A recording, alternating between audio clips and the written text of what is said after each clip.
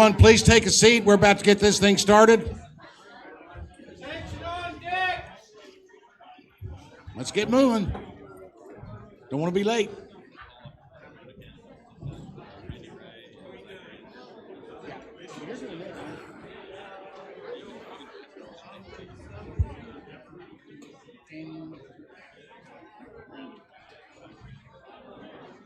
All right.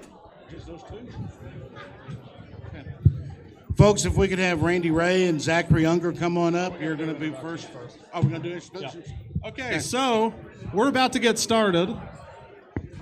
And we appreciate everyone being with us tonight and joining us.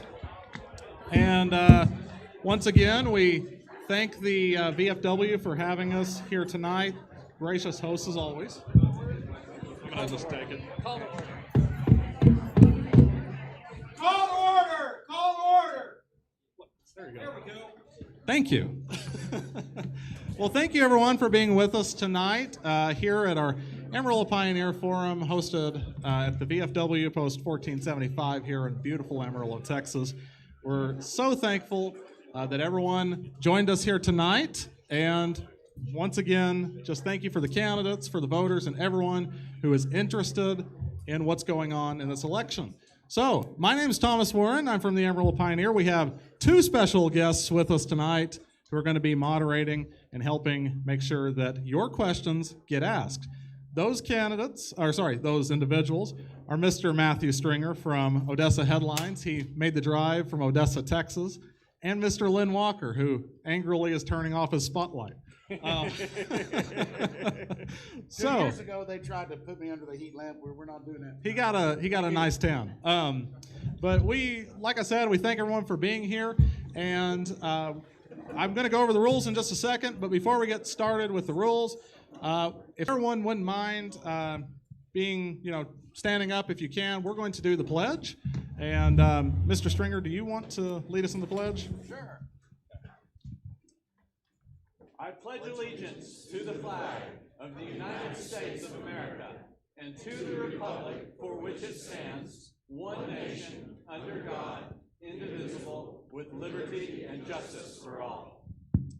Thank you. All right. Well, everyone, like I said, thank you for being with us. I'm going to go over the rules very quickly, and I hope the candidates are listening because this is how it's all going to play out tonight. So, for introductions, we are going to give the candidates 90 seconds for the introductions. We'll be timekeeping over here, and all the candidates can feel free to be seated up here. Oh, can you hear me now? Good? Okay. I got to check this. Okay.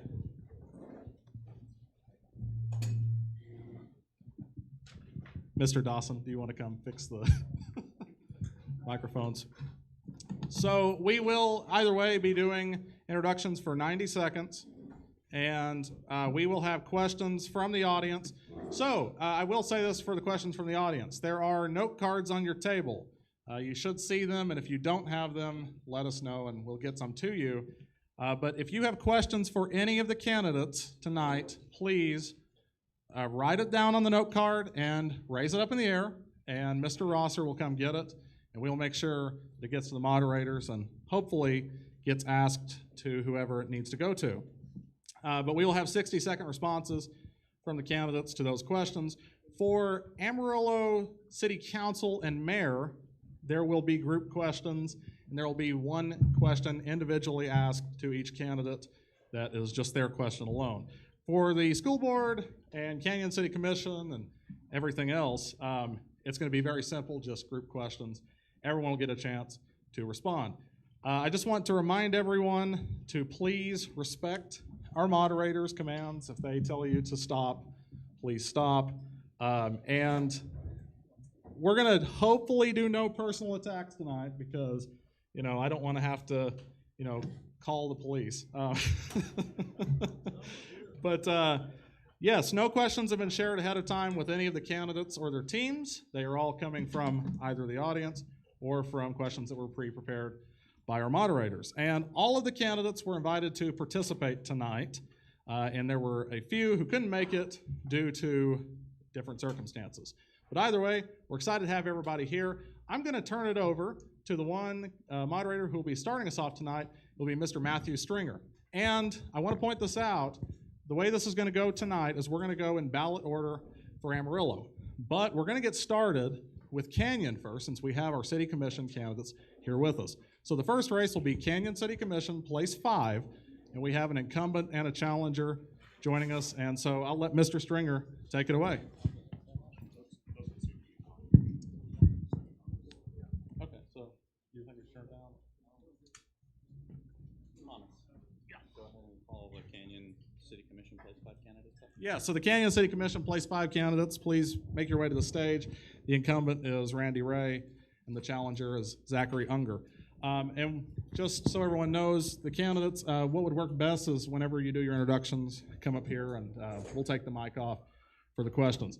Oh, also for the candidates, we'd love to have your autographs on our Amarillo Pioneer sign. So please feel free to make that work. All right. Gentlemen, we will begin with introductions from the candidates. Introductions are for 90 seconds. Incumbent can go first. Mr. Randy Ray, you may begin. Well, my name is Randy Ray. I am a faculty member at West Texas A&M. I've been there for 20 years. I teach in the mass communication, the media communication department, and I have been a city commissioner for the last 2 years, and I have enjoyed doing that. It's my first time to serve in the public, and it's been a good experience. I think we've done a lot of good things over the last couple of years. I'm not a politician. I signed up for this job because I wanted to help Canyon. I love Canyon. My family and I, my beautiful wife back there, have lived in Canyon for 20 years, and we love Canyon, and I wanted to give back. I've done a lot of things, a lot of administrative things, and I wanted to share my experience and my talents with a city that I love. And I think I've done a good job over the last couple of years. We've done a lot of good things, and I don't know how much time I have left. All right, just a few things that we got accomplished over the last year. In addition to being in the big middle of something we weren't expecting, have you guys heard about the pandemic that's been going on?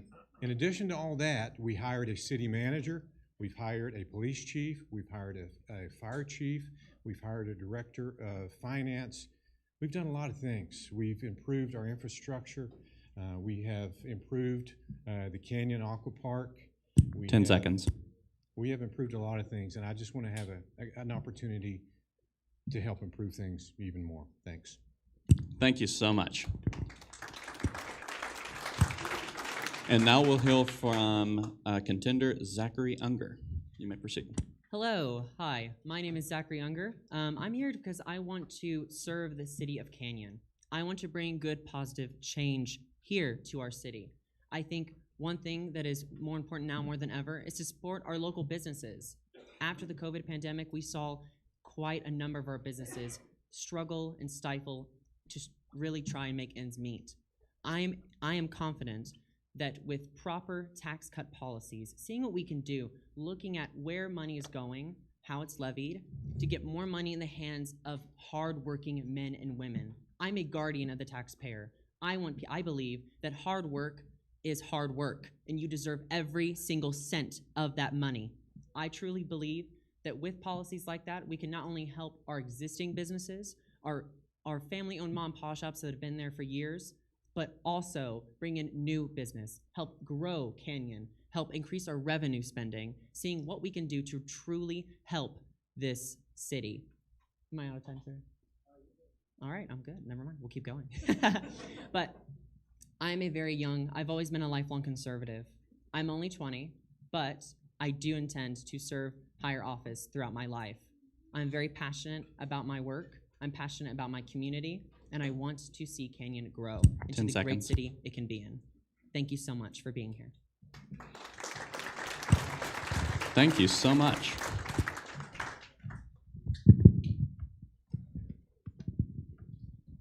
Since incumbent Randy Ray went first with introductions, we'll be going to first round of questions, and we'll alternate to allow Mr. Unger to go first with the first question. And I'll remind the candidates, under our rules, each candidate will have 60 seconds for the initial response to questions, 30 seconds if mentioned to get a response, and it's the moderator's discretion to allow 15 seconds for rebuttals. Mr. Unger, one of you is a professor and the other is a student at West Texas A&M University. How have your own experiences and your roles at the university prepared you to understand the needs of a community like Canyon? You may proceed. Well, first thing I want to say, just from being a student and just being a young person in general, I do understand the perspectives of next new younger generation, especially the next wave of conservatives, and what their needs and wants for a community, but as well as also looking at really listening to the constituents in general. I'm a young person, and I do understand the majority of Canyon does consist of mostly young people. The next is a lot more older folks. And I think that what a big issue that people don't really understand is how are we meant to grow Canyon if we're not reeling in the next generation? And that's one of the big issues is college student retention, making sure that we make it so that we have students who want to stay and grow Canyon, who fall in love with the community just as much as I have, and are willing to stay and live there. And that's why I want to run. I want to make it so 10 seconds. that we make it a city that is good and prosperous for the next generation. Okay, thank you so much. Mr. Ray, do you need the question repeated? Please. One of you is a professor and the other is a student at West Texas A&M University. How have your own experiences and your roles at the university prepared you to understand the needs of the community like Canyon? 60 seconds. You know, like I mentioned earlier, I have spent 20 years living in Canyon, and my family and I made it a point not to just seclude ourselves on the campus. We have been really involved with the Canyon community, and I'm glad that we've done that because I've got to know a lot of people in the Canyon community. And I think I have a heart for students. That's why I teach at the university, but I also have a heart for the people that are paying taxes in our town.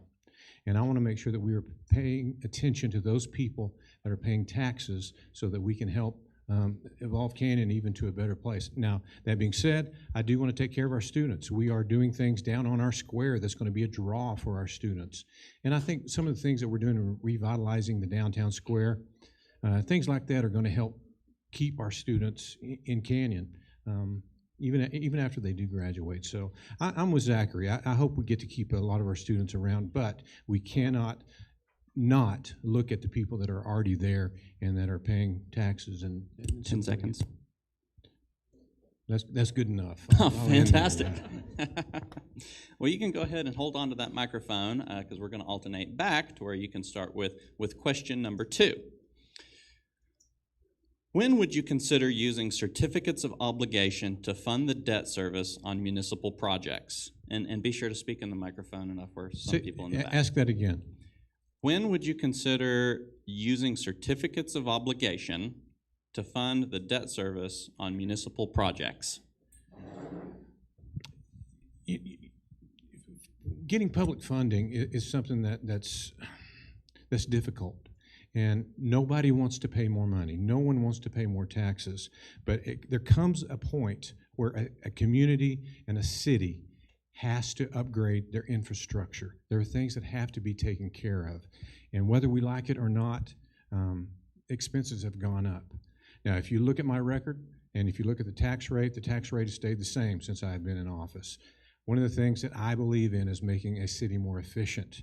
That's one of the reasons that we hired the city manager that we did, because I believe that Canyon has become more efficient. That being said, we do have an aging infrastructure, and it was last Monday night when we had our commission meeting. 10 seconds. I voted on to allow our city manager to go forth and get grant funding so that it would be less of a burden on our citizens. Thank you so much. And now, Mr. Unger, would you like me to repeat the question? Yes, please. The question is, when would you consider using certificates of obligation to fund the debt service on municipal projects? I think whenever it comes to looking at taxpayers, I think obviously no one wants to pay more money. I'm pretty sure that's a given. I like to keep my money in my pockets. I listen to a lot of the constituents. They like to have their money stay in their pockets.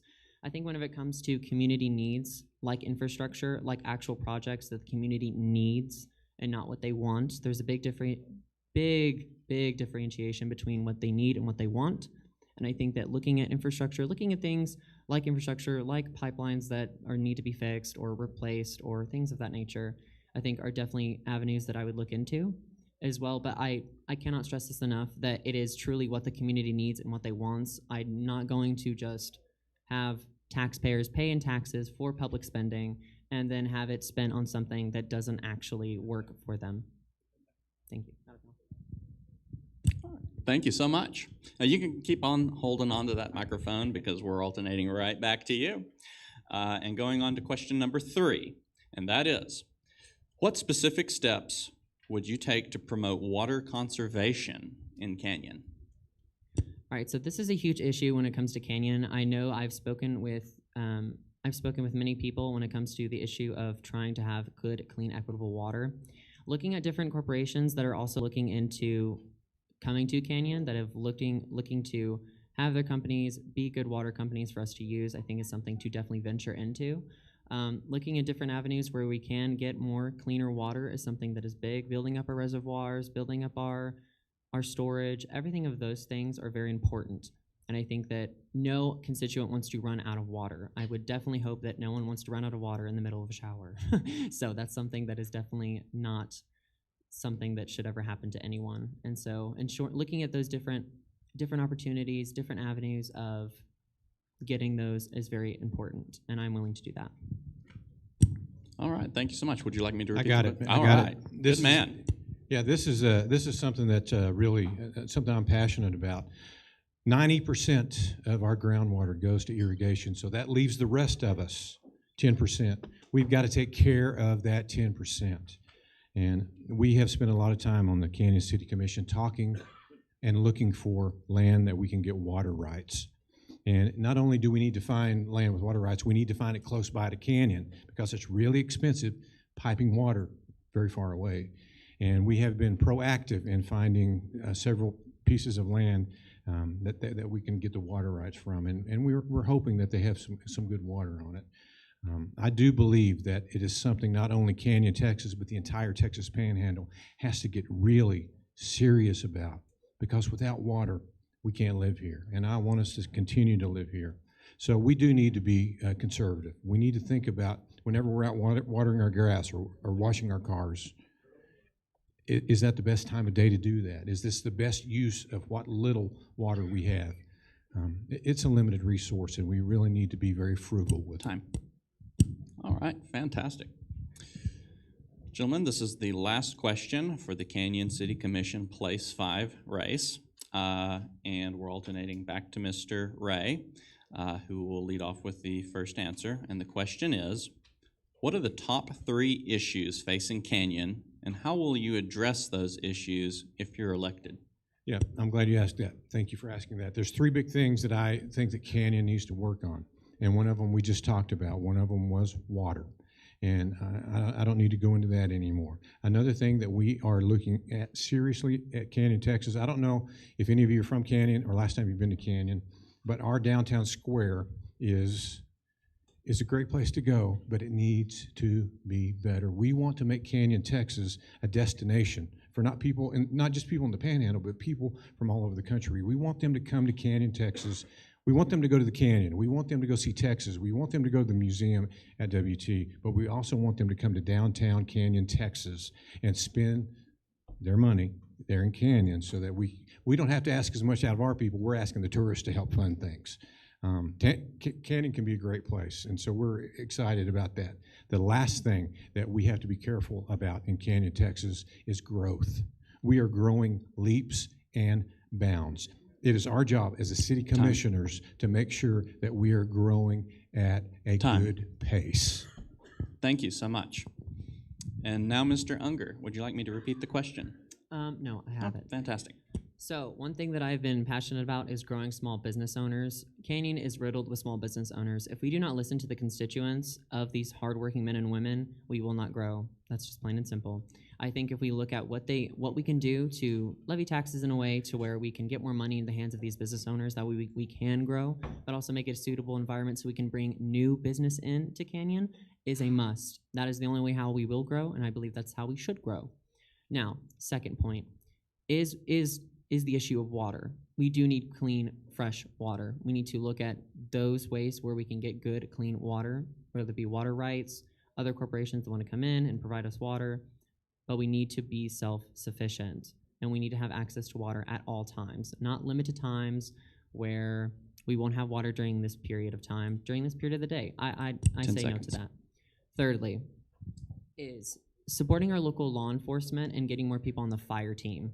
Most of the firefighters in Canyon consist of mostly volunteers, and so looking at different ways where we can get more people is a must to ensure public safety. All right, thank you so much. Ladies and gentlemen, give our fantastic candidates a round of applause.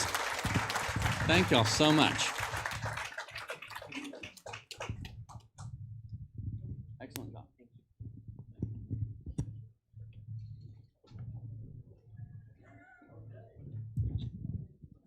Okay, so we're going to turn it over to Mr. Walker, and this will be for Canyon Independent School District Board of Trustees. All of the candidates can please make your way to the stage, and we're going to have everybody up here at the same time. Same thing with introductions, so do you want me to do it, Lynn, or do you want? Okay. So,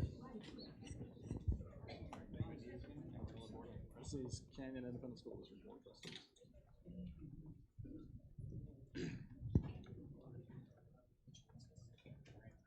Oh, yes.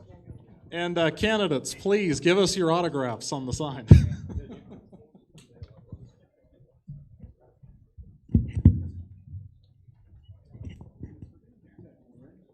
Yep. All right.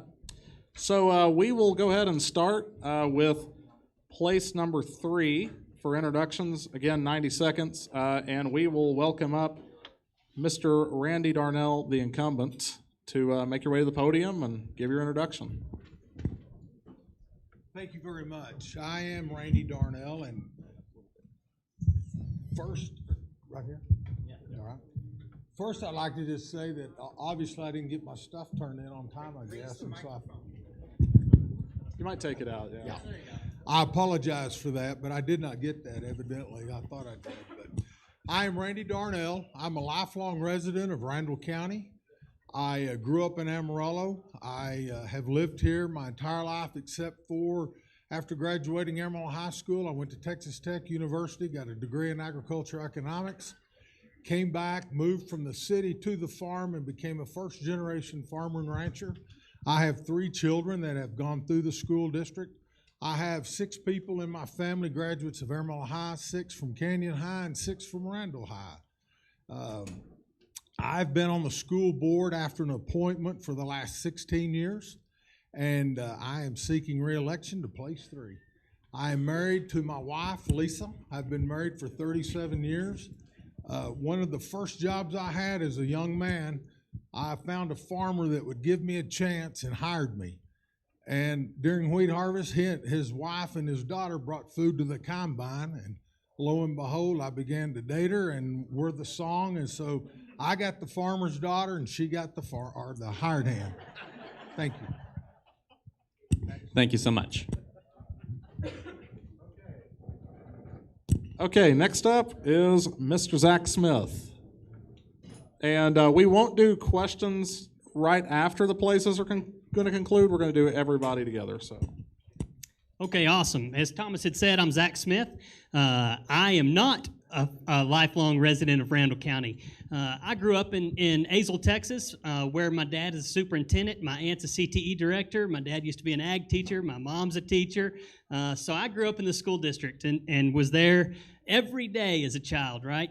And so as every 18-year-old does, I had an opportunity to go look at colleges, and making a tour of a livestock judging contest, I found West Texas A&M.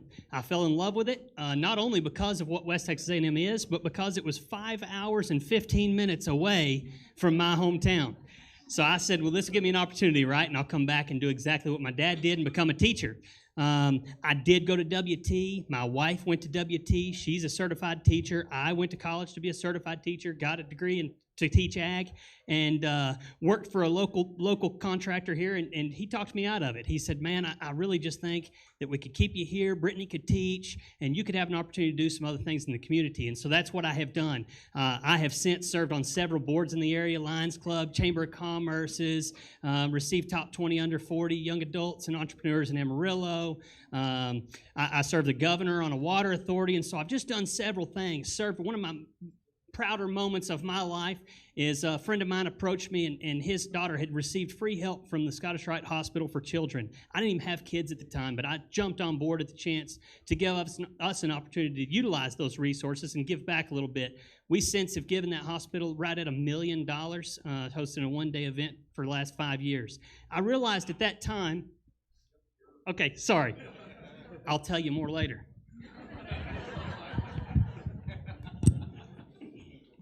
It comes up fast. Okay, for place number 4, we will get started with that one. So first up would be incumbent Bill Jenkins. Do we have Bill Jenkins here? I don't think so. Okay.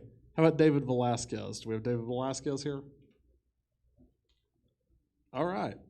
And I guess we'll go on to the next contested race, which would be place number 6. And we will start with the incumbent, Jenny Weingarner.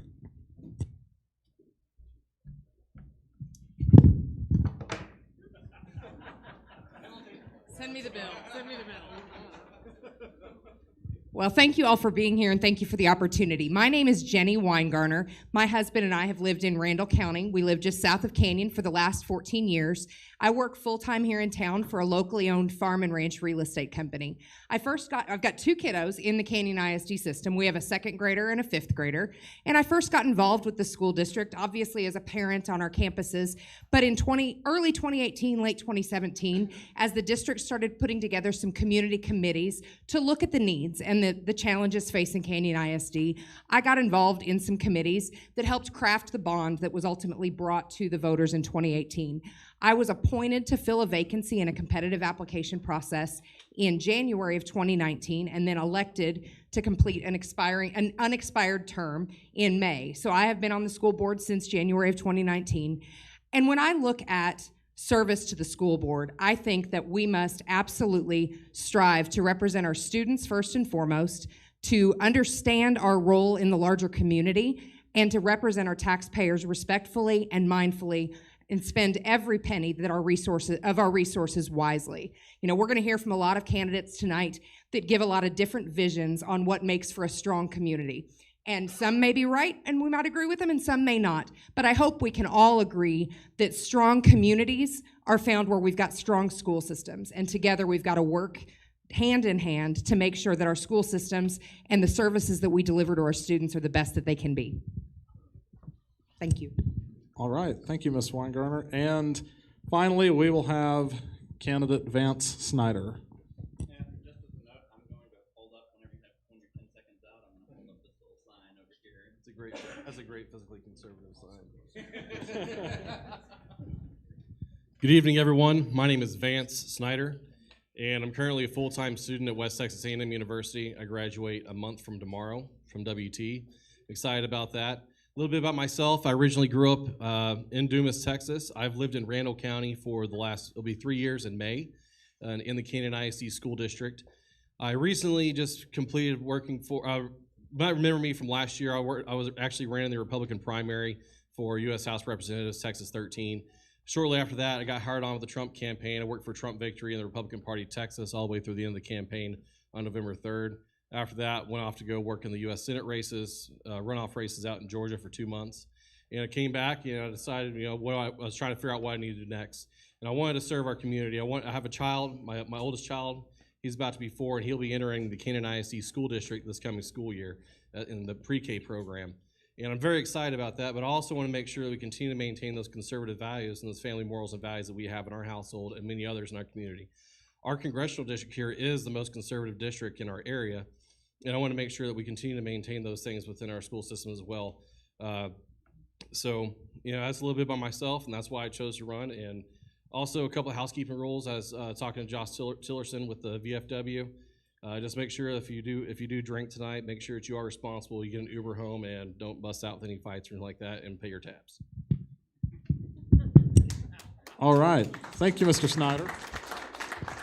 And just as a reminder, you have note cards on your table. If you need them, let us know. But if you have a question for candidates at any point tonight, please fill it out on the note card and raise it up, and Mr. Rosser will take care of it.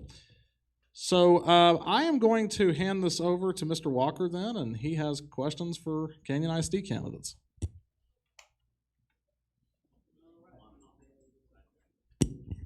Thank you, Thomas. We're going to go right down the list. And Randy, tell us if you think the tax rate is too high for Canyon Aisd. And if it is, what are you going to do about that? And if it's not, tell us why you think it's about right. Okay, thank you, Lynn. I have great news for you tonight that in the 5 area school districts within the city limits and surrounding area of Amarillo, Canyon Independent School District has the lowest operation tax rate of the 5 schools. But we also have the highest interest in sinking, and that is because we brought to our voters in 2018 a $197 million bond to build a new high school, 2 new elementary schools, and remodel schools and revamp our school district. That passed by 68, 70%, 2/3 of the vote, you might say. But what I want to share with you is something that nobody talks about. 2013, we reduced taxes 6.2 cents, 15, 1.3, 2021, 1.5. We do reduce taxes, and we take money, or we ask the taxpayers, we levy those taxes when we need it, and we give back when we don't. Thank you. Okay. Thank you, Randy. Zach, could you answer the same question? Tell us if you think the tax rate's too high in Canyon Aisd and what you would do about that. All right, great. Thank you so much. To answer your question direct, no, I do not think the tax rate is too high. I think the current school board has done a great job. I have never denied that. I have never once said that they're doing a bad job. They're doing excellent. I just see, as I was saying earlier, a need to get these kids to become our future. You're going to talk to contractors, subcontractors in this town. Cole Stanley's one of them. You're going to talk to these guys, and guess what? They need good help. They need qualified help. To do that, we're going to need some money. So to say that the tax rate's too high, no. And I will take care of your money if you're a taxpayer in Canyon Aisd, as I am. But that said, I want to give these students and these teachers every single opportunity to build whatever future it takes for ourselves, right? So we can utilize our money and put it into the school district, and that's money well spent, in my opinion, right? I don't necessarily enjoy paying taxes to bigger things, but as far as taxes to our kids, that's taxes to our future and our community. Okay, thank you very much. Jenny, Ms. Weingarner, could you tell us what you think about the tax rate at Aisd, and if you think it's too high or maybe not high enough? Certainly. So as Randy mentioned, we do have the lowest maintenance and operations tax rate in our area. We work diligently at every meeting to ensure that we are getting everything for every penny that we spend in our operations and our maintenance. One of the big challenges and one of the great opportunities for Canyon Aisd is the future growth. There are estimates that anywhere from 60 to 70% of the Amarillo growth is happening in the next 10 years within the Canyon Aisd boundaries. So that bond was presented with community feedback that indicated priorities, including small campuses, which means if people are going up, campus space, you want to keep those campuses small? The answer is we have to build new buildings.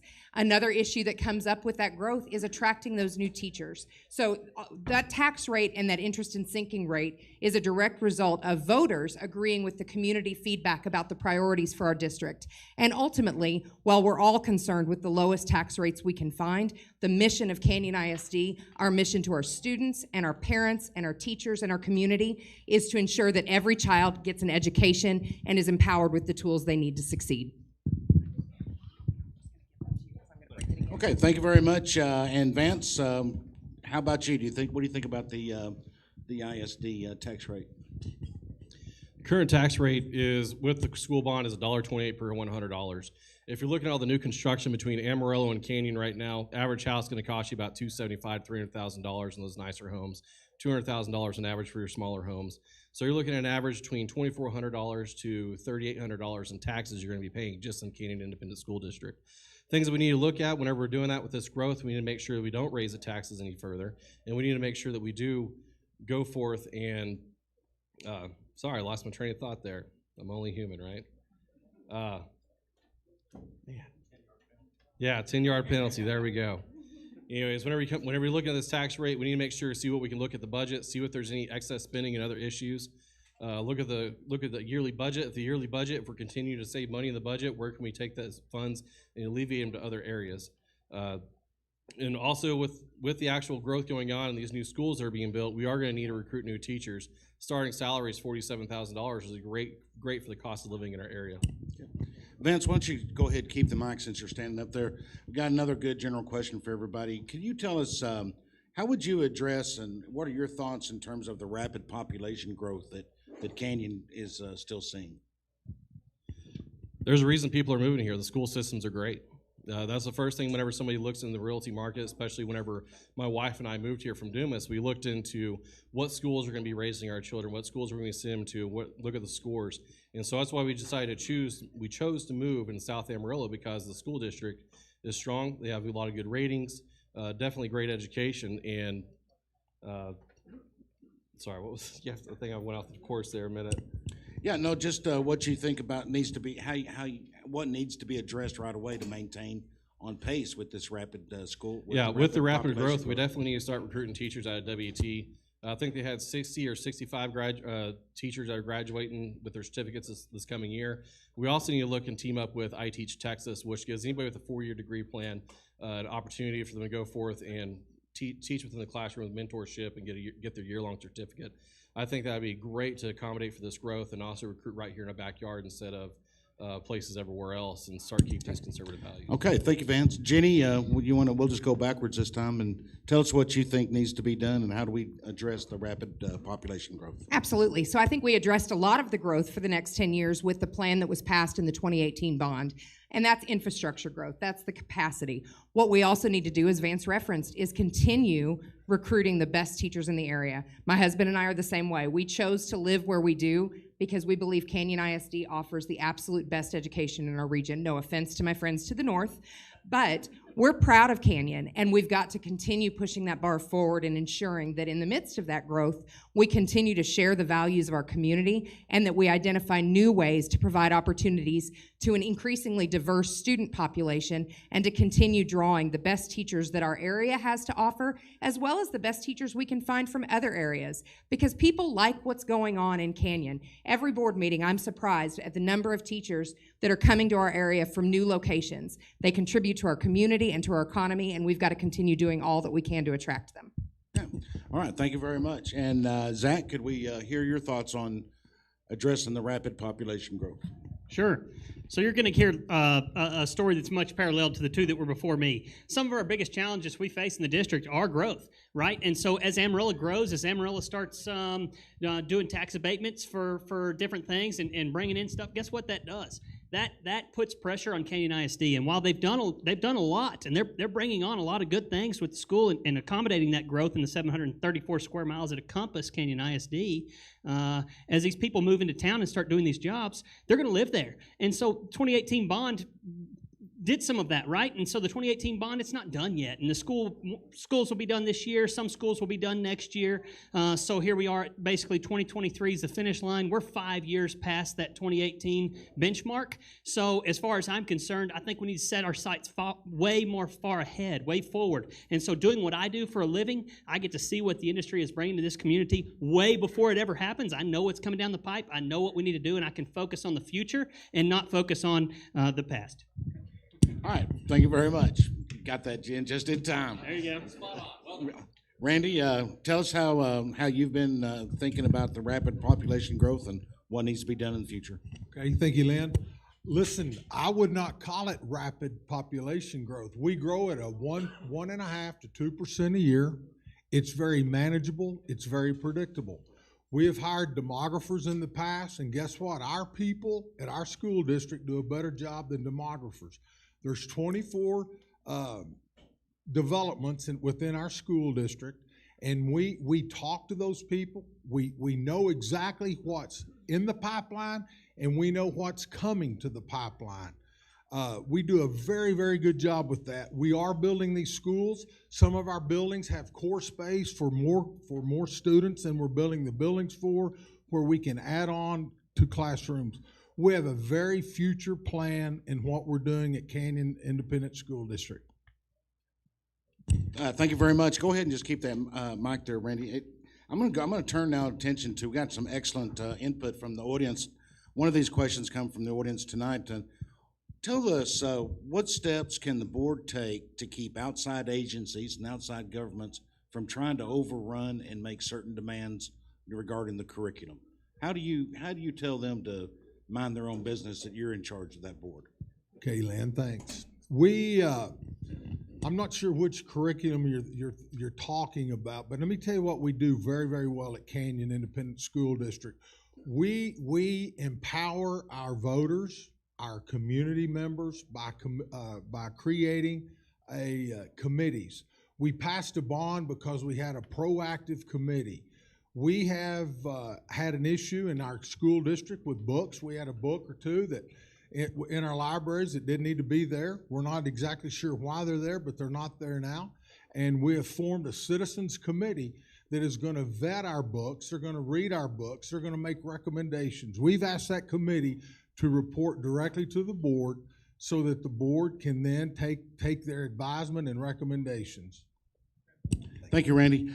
Zach, could you come on up and would you tell us what steps you might take and what your thoughts are on how you can keep control of the curriculum on a local level? Sure. So I would agree with Randy in the sense that I'm not exactly sure exactly what curriculum you're talking about. I can only assume, just as he did. Based on what he had assumed, I'll speak on the same terms. The school board does do a good job, and one of the things he had referred to is a book issue that was brought up by a parent, and then it just got bigger and bigger, and more books were showing up, and more things were showing up, right? And so we had the opportunity to get together, and a parent had put together this group on a couple of Sunday evenings, and we came together and talked about it, and they were bringing things to the existing school board and kind of some of the community's thoughts and ideas. One of the greatest things I thought that happened there was a school superintendent showed up, and he's an amazing guy.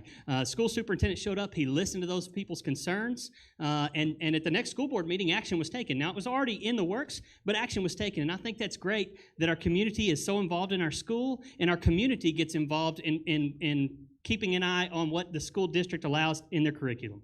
Okay, thank you very much. And if we could have Jenny come up and talk about maintaining control of the curriculum. And when we say curriculum, I think what everybody keeps in mind is it's basically just what's being taught in our schools, what's inside of our books, and how we make those decisions rather than Region 16 or some other government coming in and making demands to say, you will teach this. Certainly, and obviously in the state of Texas, we do have TEKS that come down from the state level, requirements that have to be taught to each of our students.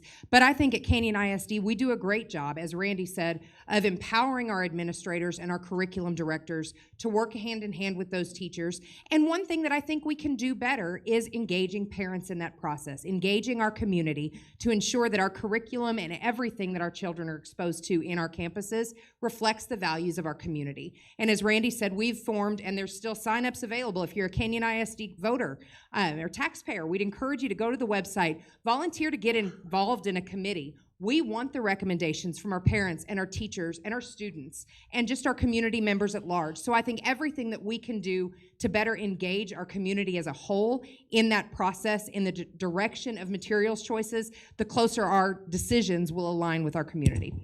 Okay, thank you, Jenny. Vance, can you address this for the folks tonight? So regarding some of the curriculum, I did look at some of that book list, and I went and picked one up from Barnes & Noble a couple weeks ago. It's called The Cellar, and it's by Natasha Preston. And in that book, this was being taught in a freshman classroom of 14-year-olds about a man who went and kidnapped 4 16-year-old girls and was raping them repeatedly in a cellar. And then they were told to discuss this amongst their peers. So that might be in regards to that, but definitely that curriculum is not appropriate for 14-year-olds who are minors under the age of 18. So the school board did take action back in February, and they did create these committees. I think that's a great step forward, especially if we're getting parents involved. Getting these parents involved into their children's education, make sure they continue to maintain their family and moral values, and go over the material. That way they can vote and bring it up to this advisory board. That's a great step forward in the process. So that's definitely, if it comes up even further than that, maybe we can take it up to the Texas Education Agency and also the School Board of Education if need be. Vance, let me go ahead and have you keep that mic. Tell the folks here tonight, what do you think are, say, pick two of the greatest challenges for Canyon ISD, and what do you think they are, and what do you think we can do about them? So we talked about a couple of the earlier questions about economic growth here in Amarillo and how everything's just expanding in South Amarillo and between Amarillo and Canyon. There's so many different new developments going on. There's a new development that's going to be, new housing development going to be on South, or it's going to be on South Osage and South Loop.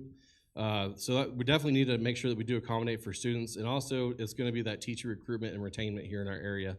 That ended up being some of the stuff that we did when we were out block walking and doing some grassroots campaigning. Was the issue was the tax rate, why it was so high, what are our plans with all these students, because you're packing more students in the classrooms than teachers can handle.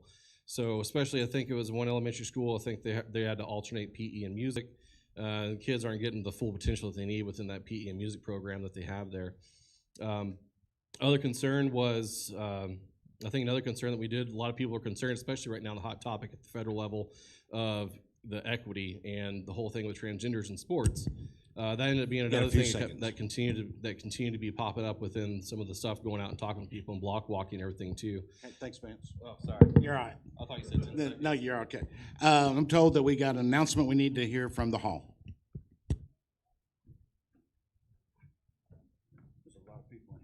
Good job, Vance.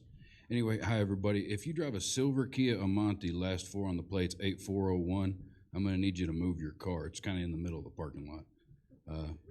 Thanks. I'm not going to call anybody out, partner, but thank y'all very much.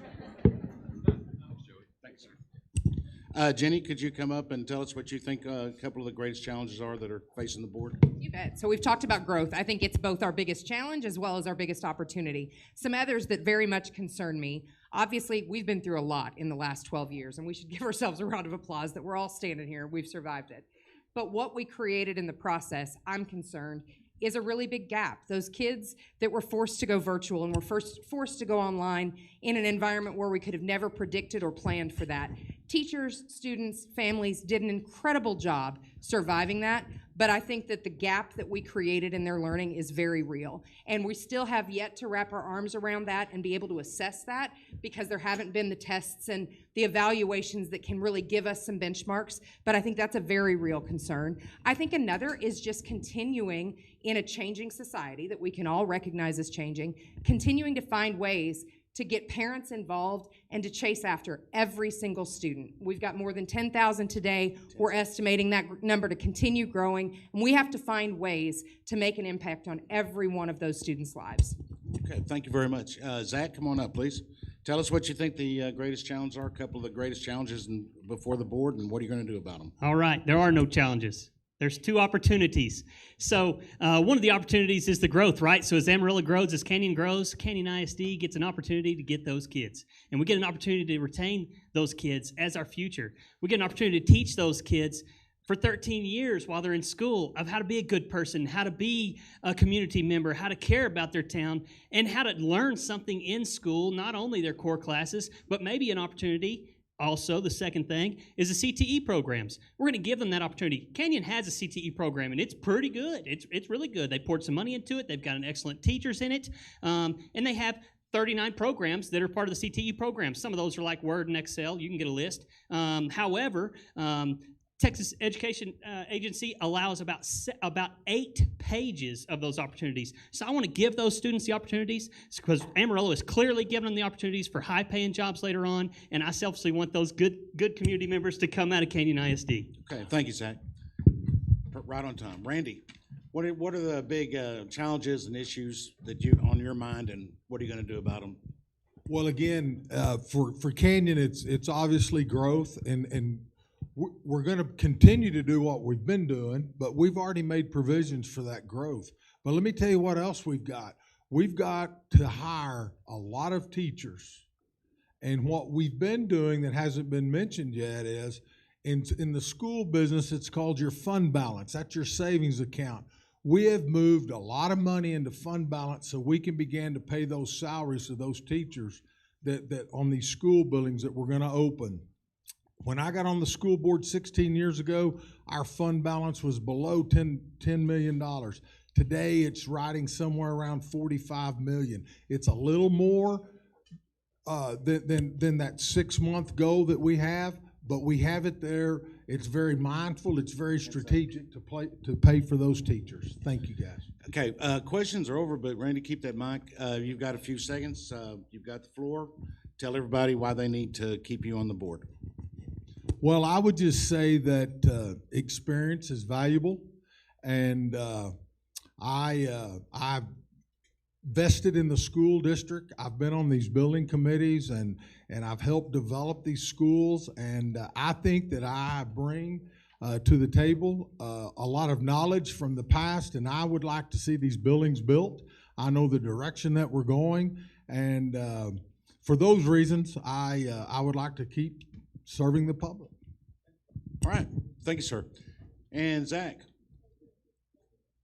closing remarks tonight. Tell the folks why they need to vote for you. All right, awesome. So the reason why I think you should vote for Zach Smith for place number 3 at the Canyon ISD School Board is I'm the only candidate running for place 3 with a kid at Canyon ISD. I got a kindergartner at Reeves Hinger right now. I got another one coming in next year. I got a big energy. I got big ideas. I'm big into construction in this community, so I have opportunity for those CTE programs. A lot of the business owners have told me that we have opportunities there to partner with them and help the school build the future for this community. So the reason why I believe it is because I got a lot of years to be a big part of the Canyon ISD coming up. Thank you very much, Zach. Jenny, you want to come up and tell us your closing thoughts? Absolutely. So I'd appreciate your consideration because I am just now getting started on the board. I am committed to the mission. I'm one of those people that chooses to live out my political and conservative convictions and my faith in the way that I walk. I bring no agenda to the board other than ensuring that we do everything we can to support our students and our teachers and our families in our community. So I'd appreciate your consideration as we move forward. I'm proud of the things happening at Canyon, and the best is yet to come for our district. Okay, thank you very much. Vance, you got a few seconds here. Tell us why folks should vote for you.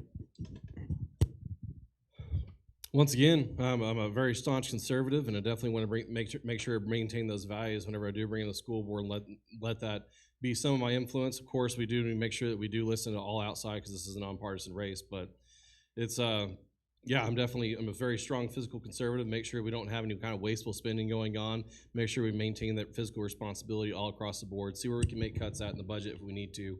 That way we can continue to keep the tax rates low, and especially for any future school bonds, because this last one that was just passed in 2018 was over a 10-year growth. So we need to make sure we continue to do that, and that's exactly where I stand at, in that strong fiscal conservative. All right, Vance, Jenny, Zach, and Randy, thank you all for appearing tonight and answering these questions. Let's give them a big hand. Thank you, folks. Good to see you. Good to see you. Good to see you. Good to see you. Thank you. Nice to meet you. Vance, take care of yourself. Good to see you.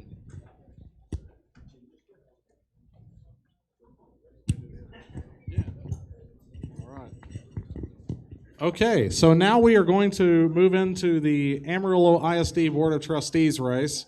So the candidates will make their way up here to the stage. And as a reminder, if you have any questions at any point tonight, you have note cards, please write your question down, lift it up, and Mr. Rosser will take care of it. I'm going to have Matt do it.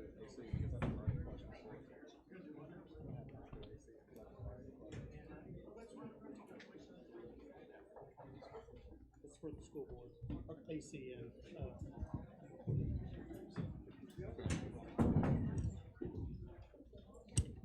This one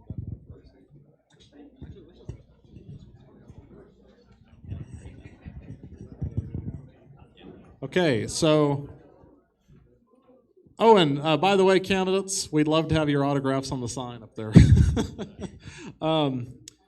Okay, so we're going to go ahead and start in ballot order, and that means first up, we'll have Louis Montano. Yes, sir. You have 90 seconds. My name is Louis Montano. I'm 72 years old. I think I'm about the youngest candidate up here. I've been married to my wife 52 years. We have 2 daughters. Melody is a court reporter in Orlando, Florida. She's a 1992 graduate from Caprock High School. Sylvia is a graduate in 1966 from Tascosa. Our other daughter, Mindy, is a 1993 graduate from Caprock. And she has 23, she's on her 24th year as a teacher with Amarillo Independent School District in the area of technology. I graduated from Canyon in 1967, so we're there. Anyway, I have 40 years of teaching experience in 3 different districts: Hereford Independent School District, El Paso Independent School District, and Amarillo Independent School District as an elementary teacher, secondary teacher, an elementary administrator, central office administrator in charge of the bilingual programs. I've been a child advocate for the Child Welfare Board, a Juvenile Probation Board, 3 years each. I'm a flight instructor, 36 years a flight instructor, 13 years as a student and karate instructor, 3rd-degree black belt in karate, and a number of other things. You have to keep in mind I've had a lot of experience, but I'm also 72 years old.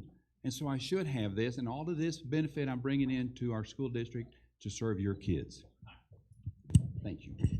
All right, thank you. So next up will be Benny Anderson. And feel free to take the microphone off the stand if that works better for you.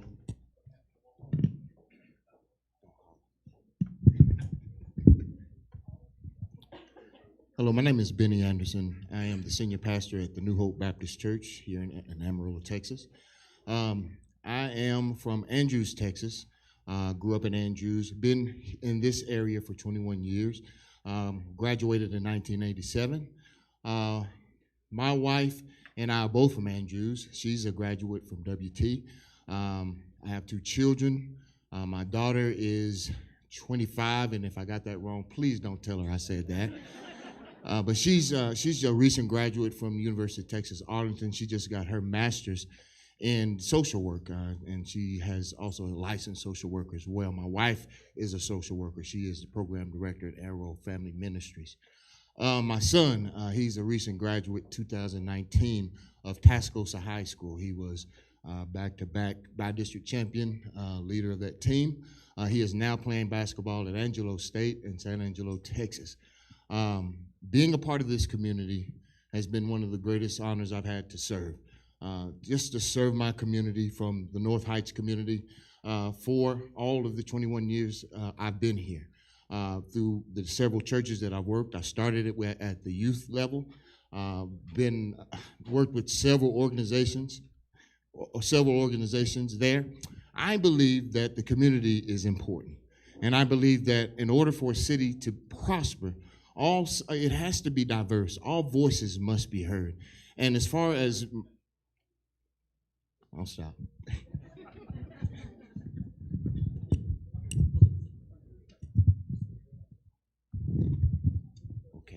Okay, thank you. So next up will be Charles D'Amico. Hope I said that right. It's close enough. As long as you're not an English teacher saying it wrong, we're okay. My name's Charles D'Amico. I'm your Jimmy John's guy. I'm the outsider, hardcore. I'm from Detroit originally. My wife's from New Orleans, but both of us could tell you we've never felt more at home anywhere in our life than Amarillo, Texas, in the Panhandle. When the pandemic hit last year, I remembering growing up in Detroit with all the teacher issues, that the kids would go without food as soon as the schools would shut down. And as soon as everything happened, I remember I just instantly was like, we got to start feeding the kids. And after a couple of months of that, one of the news reporters asked, when are you going to stop? And I had forgotten that we'd been doing it for almost 3 months. And he was like, how did you pay for it? I was like, I did bookkeeping every week. money was there, so we just kept doing it. And it was kind of around that point that I just realized I needed to keep giving back and wanting to stay involved with a community that's been the closest thing to home I've ever felt. Even though I spent 30 years in Metro Detroit, this has been the most giving place I've ever been, and I want to continue to give back to the community with anything I can. I got 2 kids in the school district. When we moved here, we lived in Paladero Place Apartments, pretty low income, pretty rough area, in Wellington Manor, and now we've got a nice house in Wolfland. And in a very short period of time, I've kind of ran the gambit from San Jacinto with my kids to now Wolfland, and I think there's so much opportunity here, and I just want to be a part of it and do the best I can. Thank you. Okay, thank you. So next up will be incumbent Doyle Corder. I could lean over like this, like Shaq, but I won't. Charles, I want to thank you for feeding our kids. Thank you for doing that. Yeah. I'm Doyle Corder. I'm a minister at Southwest Church of Christ. I've been at Southwest Church of Christ for about 20 years, leading there. We moved here. I'm a lifelong Panhandle guy. I grew up in Lubbock, met my wife at Lubbock Christian University, and we just couldn't afford to go to a private school. And we got a great education at Texas Tech University, where we both graduated with degrees in music education. My wife is a 20-plus year teacher at South Georgia Elementary. She's been teaching music there for 20 years. Since we've moved to Amarillo, we have loved it. We love Amarillo, and we've loved serving our community in any way we can. And it's been anywhere in the school district from PTAs to PTA president. And I'll tell you why I joined the PTA and became the president is because they met on Monday night, and they kept on meeting so late I couldn't watch Monday Night Football. So I want to be the president so we could have shorter meetings. It'd be nice on the board too. I served in a lot of ways. In 2011, I was asked to join the band staff at Amarillo High School and teach drumline at Amarillo High School. So I've taught percussion on a part-time basis there for the last 10 years. I'm transitioning out of that now. I have 3 children, all graduated from Amarillo High School, grew up in the district, and let me tell you, they were prepared for school. And that's what I want to be a part of, is preparing students for beyond high school, that they'll be successful no matter what they're doing beyond high school. All right, thank you. So next up will be incumbent Kayla Mendoz. I think I'm probably short enough just to reach that, but it's okay. My name is Kayla Mendes. I'm a product of Aisd. I wasn't born here, but my parents are from here. I was born in Japan, actually, due to my dad's service in the Air Force. But they came back and raised us here, so I went to Oakdale, then moved on to Bowie, and graduated from Caprock High School in 2010. After Caprock, I decided to go to Texas Tech and graduate with my Bachelor's of Science in Chemical Engineering. My first job, and where I continue to work now, as an engineer at the Pantex plant. I decided I loved learning so much that I went back to school and got my master's in finance and economics. And the reason that I even was appointed to the board was because a 6th grade teacher reached out to me and said, would you consider running for the school board? And that made me have a bunch of thoughts in my mind as to what does that say, what does that mean, what should I do? And I thought deeply about what that meant to me, and I thought, if someone is coming all these years later to ask me this question, I owe it to her and I owe it to the rest of my teachers that gave me such a great education and a great foundation to where I am today. I owe it to them to try. By the grace of God and the privilege I was given to be appointed to the school board back in 2019, and I've enjoyed every minute of being able to serve our community, serve our students, and serve the staff and teachers that serve in our district. Okay, so I'll make it quick. I just want to continue my service, and I'm so thankful for this opportunity. All right, thank you. And next up will be incumbent David Nance. First off, thank you, Amarillo Pioneer and the VFW, for hosting us this evening. It's an honor to be with you tonight. Again, my name is David Nance. I'm a lifelong resident of Amarillo, Texas, a product of the Aisd system. So I went to Avondale, Sam Houston, and Tascosa. So Aisd is all that I know as far as a public education system. I am a small business owner. I own a commercial construction company, started in the warehouse the summer before my senior year in high school, and then worked my way up all the way to CEO. So I understand those processes of how you grow and how you develop, and that's something I want to impart to our students as well, is that there is opportunity there for you. Take advantage of it and go achieve it. My wife and I have 3 children, 2 recent graduates, a 2018 graduate from Amarillo High, a 2020 graduate, and they both study at Baylor University, and then I have a sophomore son at Amarillo High as well. And if you think about why I would want to serve on the school board, the strength of our educational system, it determines the strength of our community.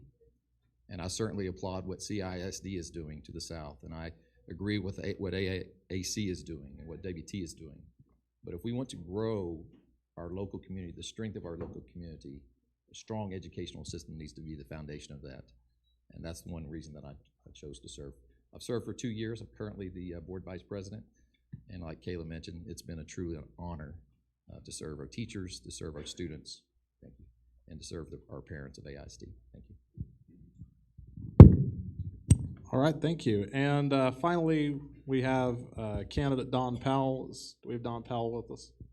I don't think so. Okay, so I'm going to turn it over to Mr. Stringer, but as a reminder, if you have any questions, write them on the note card and raise it up for Mr. Rosser, and he'll take care of it.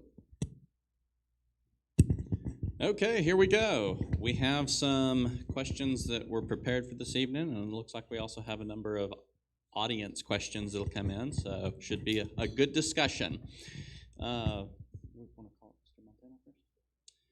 Mr. Montano will go first, if he could come up.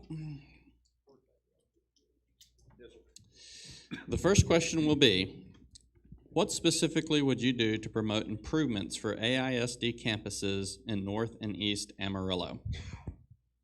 Any kind of an improvement needs to have some kind of a survey that needs to be conducted not only by the community but also by the teachers.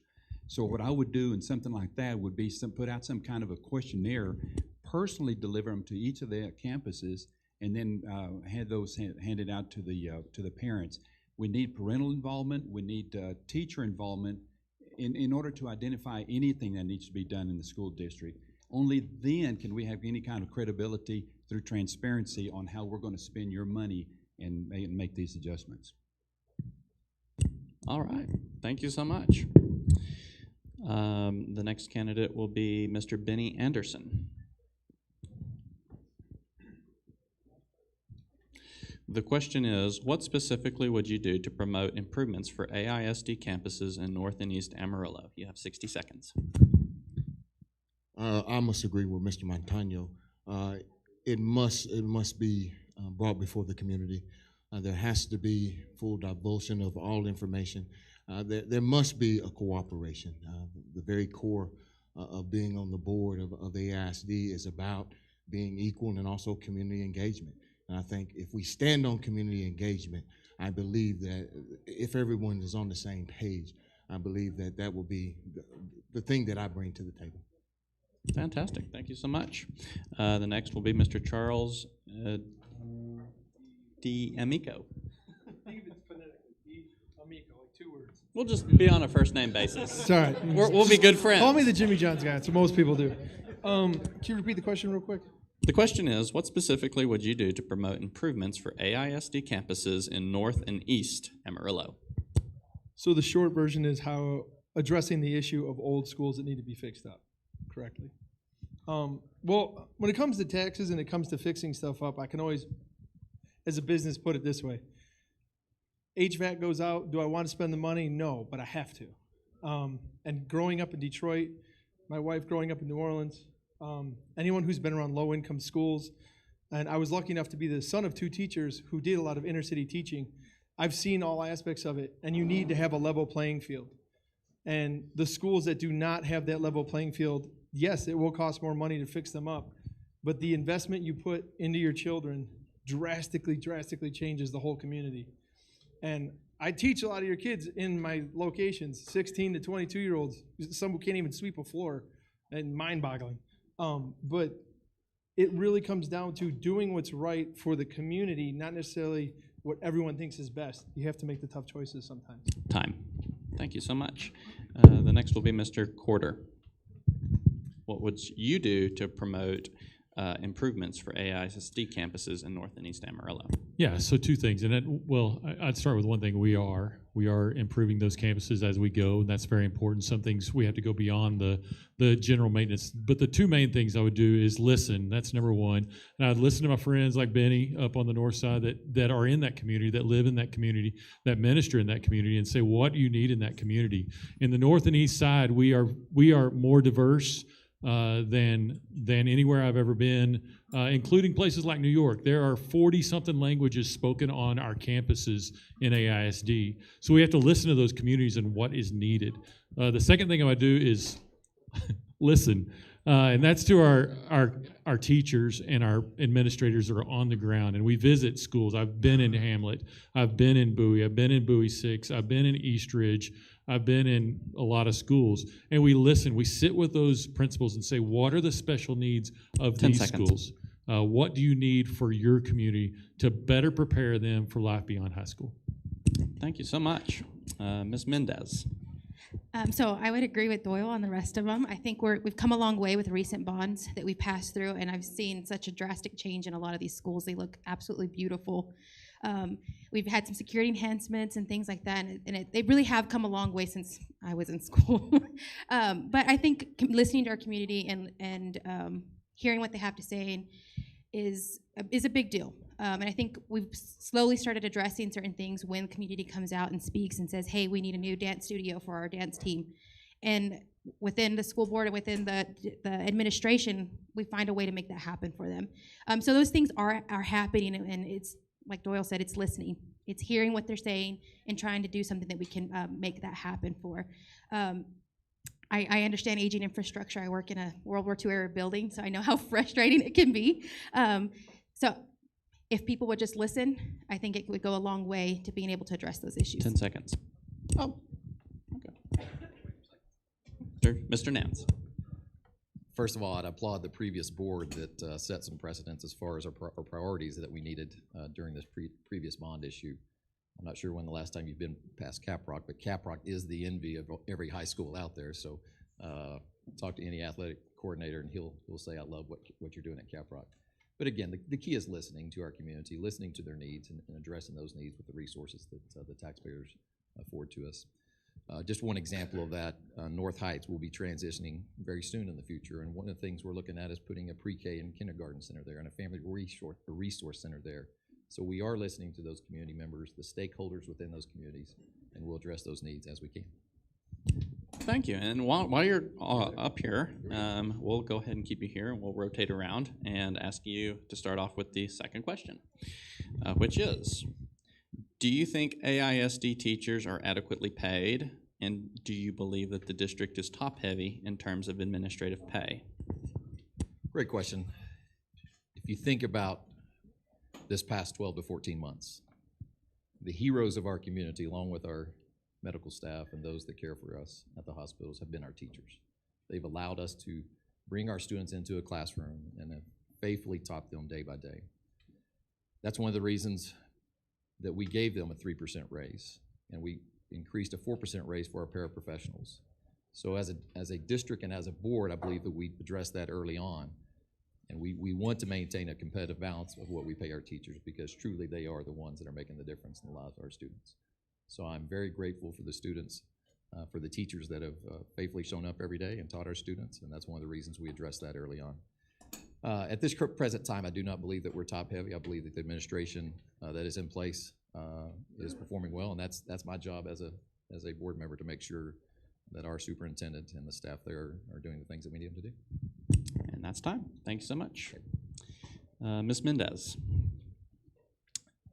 do you think AISD teachers are adequately paid, and do you believe the district is top-heavy in terms of administrative pay?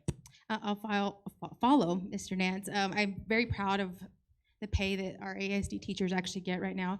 But I know, and it's a personal thing of mine, I think we can always do better and always push every year to try and help increase that.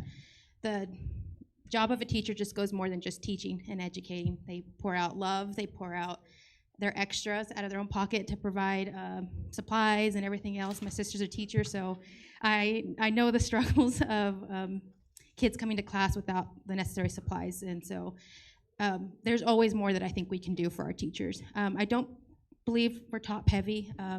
We have some great administrators, and they are true leaders, and they help teachers and give them the right direction that they need and lead by example. When the pandemic hit, they were there every day, and they provided whatever they could to help the staff. So, Thank you so much. And Mr. Quarter. Yeah.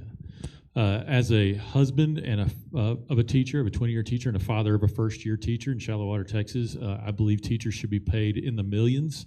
I see what they do. As someone who has stood in a classroom and worked with students and knows how hard it is, I think it is very important to compensate our teachers well. And that's not just so we pay them well, it's so we can keep good teachers. The most important people in our district are our teachers. We can't do it without great teachers. We can't do it with hiring minimum wage teachers that don't know what they're doing and aren't very gifted at their craft and very knowledgeable at their subject. So we have to be competitive, and I'm proud that Amarillo Aisd is top in the area and competitive across the state. So we can recruit the best teachers and the diverse teachers across the state and across the nation.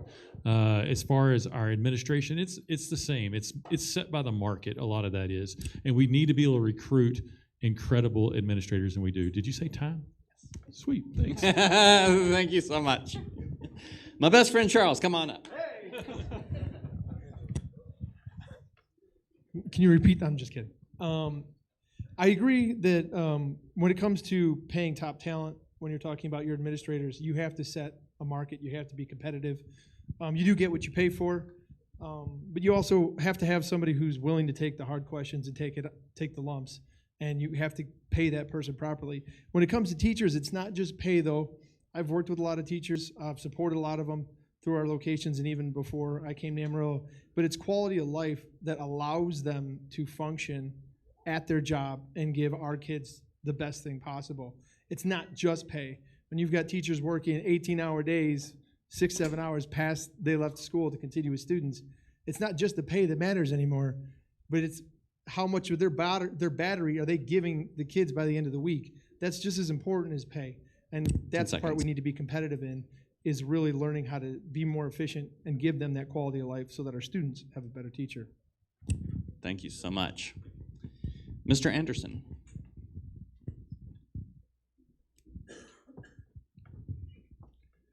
Our school district prides itself on excellence. In order to back that statement up, we must pay our students. Our students. All right, yeah, that's how we're going to get it done. Amen. I know who the students are voting for. You wouldn't guess I do this for a living, all right? But I think that in order to have excellence, a price must be paid. And I believe that our students deserve it. Not only are our teachers in need of a pay raise, but our preachers are in need of a pay raise. But I am a fan of this current board, and I think that they've done a marvelous job. And the things that they've done, the precedents that they've set, the historic decisions that they've made. And I think that going forward in the way that they're going is the way to go. I've lost my train of thought. Sorry about that. Thank you so much, sir. Mr. Montano.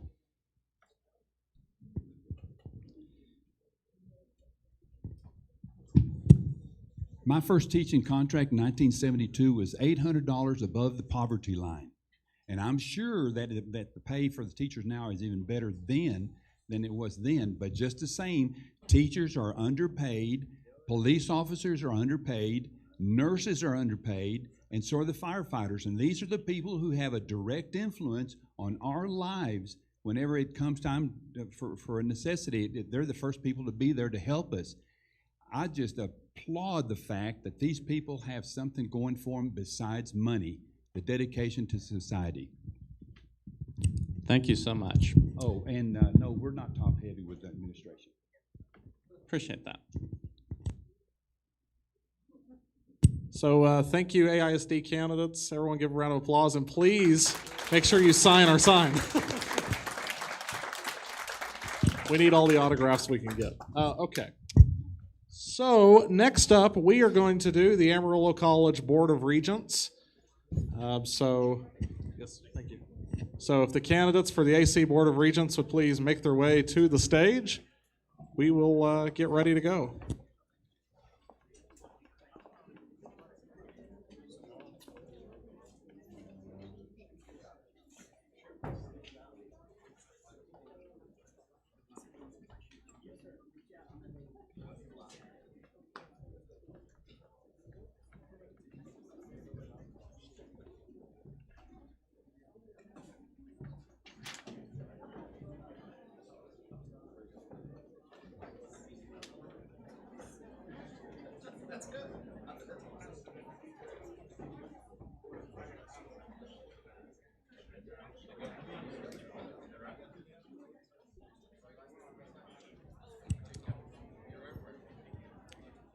Are the candidates ready?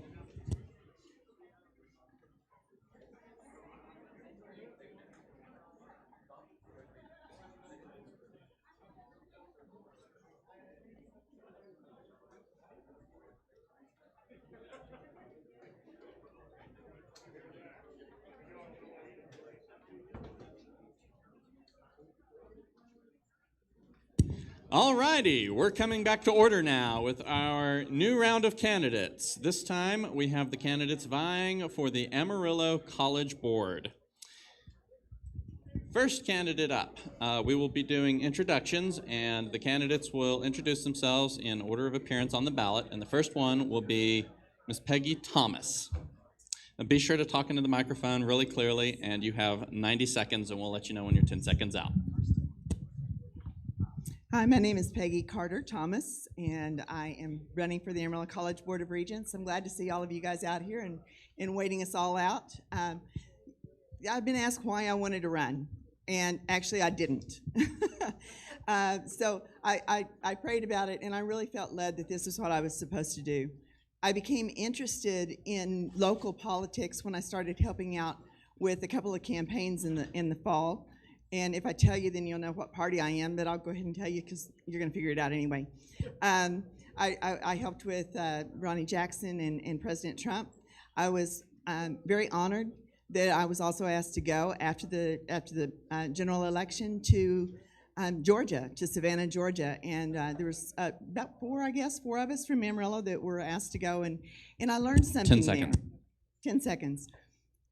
The most important elections are our local I'm so elections. sorry. You have 90 seconds. Oh, I'm well, going to give you thank another you. 10. Good. Go ahead. I'm I was sorry. I'm going to give you a wow, little that bit more went time. fast. I'm so sorry. No, I don't know what I was going to say. No, I'm just joking. Continue. So I get 30 more seconds. You're good. Go ahead. Messing with I am you. so sorry. No, I'm having fun. I'm having fun with you. So in Georgia, what I kept hearing was we used to have a different state. We used to have a different state, and we lost it in the cities first. And that really spoke to me. I had not been as politically active. I hadn't been as interested in Amarillo politics, in school policies and college policies. But I realized that this is the most important place. And our children are our future. Now it's 10 seconds. Our children are our future. Our young adults are our future. And if we don't start there with the spirit of the panhandle, the conservative spirit of the panhandle, then we're going to lose everyone. And this is an important place to start. Time. So that's why I'm running. Thank you so much. The next candidate is Mr. John Bettencourt. Good evening. Thank you, everybody, for being in attendance tonight to meet your local candidates. It's an honor to be here with you all. Thank you to the Amarillo Pioneer and the VFW for hosting us. Thank you to all our educators, our veterans, and also our first responders that are here. My name's John Bettencourt. In 2015, you entrusted me to be your voice and represent you on the Amarillo Aisd Board of Trustees. And it is a position that I absolutely fell in love with. That opportunity changed my life, and it helped me learn what the real impact regarding education does. It affects our communities. And it's very important that every single one of us are stakeholders in all of our local school district elections, our junior college elections, and our city elections. I'd like to take the experience that I gained from serving you in Amarillo Aisd Board of Trustees to the next level, to the Amarillo College Board of Regents. I believe I have the strength, the endurance to represent you with pride and grace. And I think we sometimes forget about the trade programs and certificate programs that Amarillo College has to offer, and that is one thing that I would like to bring focus in my campaign. Vote 3 times for John Bettencourt. Time. Thank you so much. The next candidate is Mr. Daniel Henke. You have 90 seconds. Good evening. Thank you all for coming out tonight. I really appreciate it. As he said, my name's Daniel Henke. I'm running for re-election to the Amarillo College Board of Regents. I've been married to my wife, Lori, for 33 years. I have 2 adult sons, Brandon and Britt. I'm a longtime resident of Amarillo, and my family has a long history in support and attendance at Amarillo College. I've served on the AC board for the last 6.5 years. I was appointed to an open position in 2014 when John Hicks left Amarillo, and I was elected in 2015 to a 6-year term. I currently serve as the chairman of the Finance Committee. I also provide guidance to the board on our $89.2 million bond referendum construction projects. My educational background, which I hold a Bachelor of Science in Mechanical Engineering, a Master of Business Administration. My industry experience, which is engineering, construction, project management, and senior leadership within a multi-billion-dollar corporation. My entrepreneurial spirit and fiscally conservative background, I believe, make me an ideal candidate to continue to serve on the Amarillo College Board. I got my start at Amarillo College back in 1983, and I'd be honored to continue to keep serving the citizens of Amarillo on the Amarillo College Board of Regents. Thank you. Thank you so much. Next up is Mr. Don Nicholson.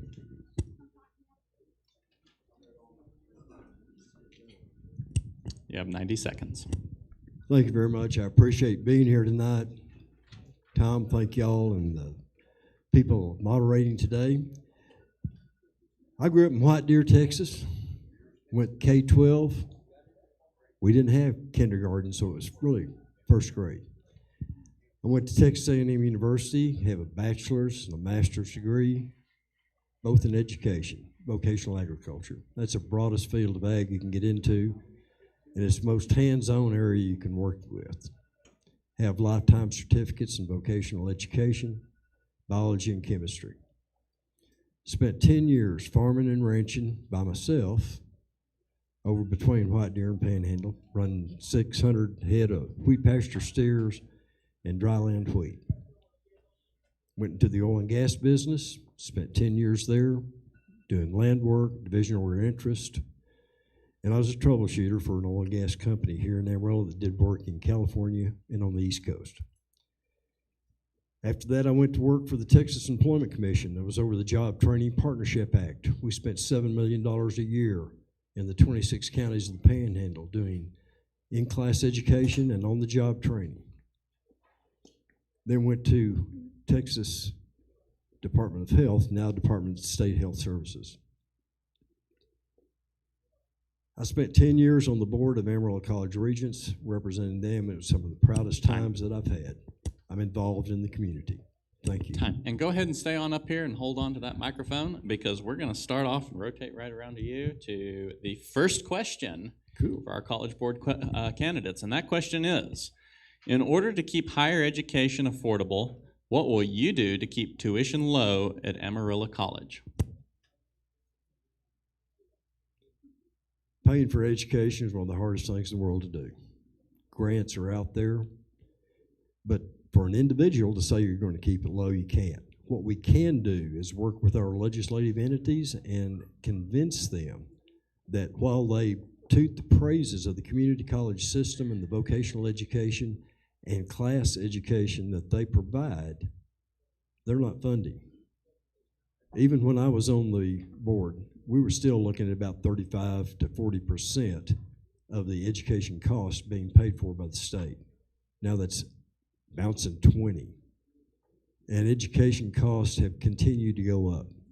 Amarillo taxpayers should not bear the full burden of that. They're already paying for the buildings that we've come across that we've needed and been so very openly in making those tax payments. But taxes are not the way to do it. We're going to have to get from the state. Thank you. Thank you so much. And the next up will be Mr. Henke.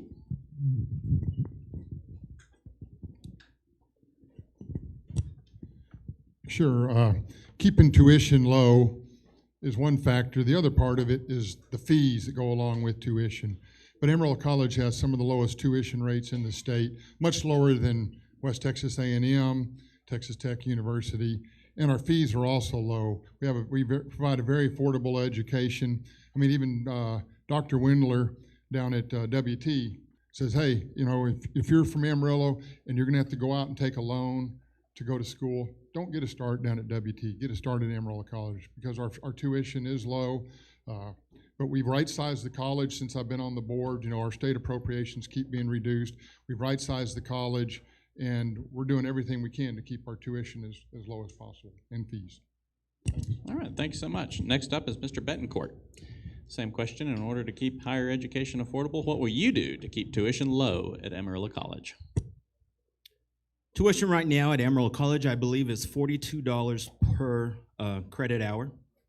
And even though that does seem very low, it's been said that the majority of our student population is one financial crisis away from making a hard decision if they're going to be able to continue classes or if they're going to have to make a life-changing decision and take care of their families and their households.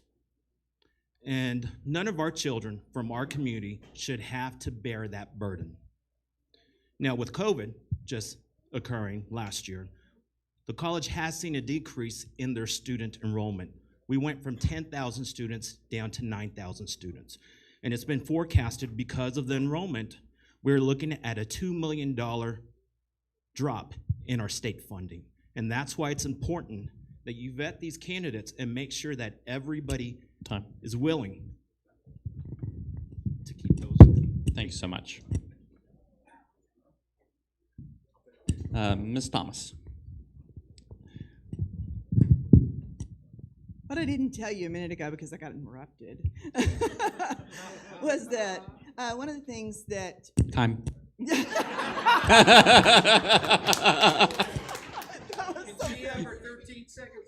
You can have another 5 seconds. I'm sorry.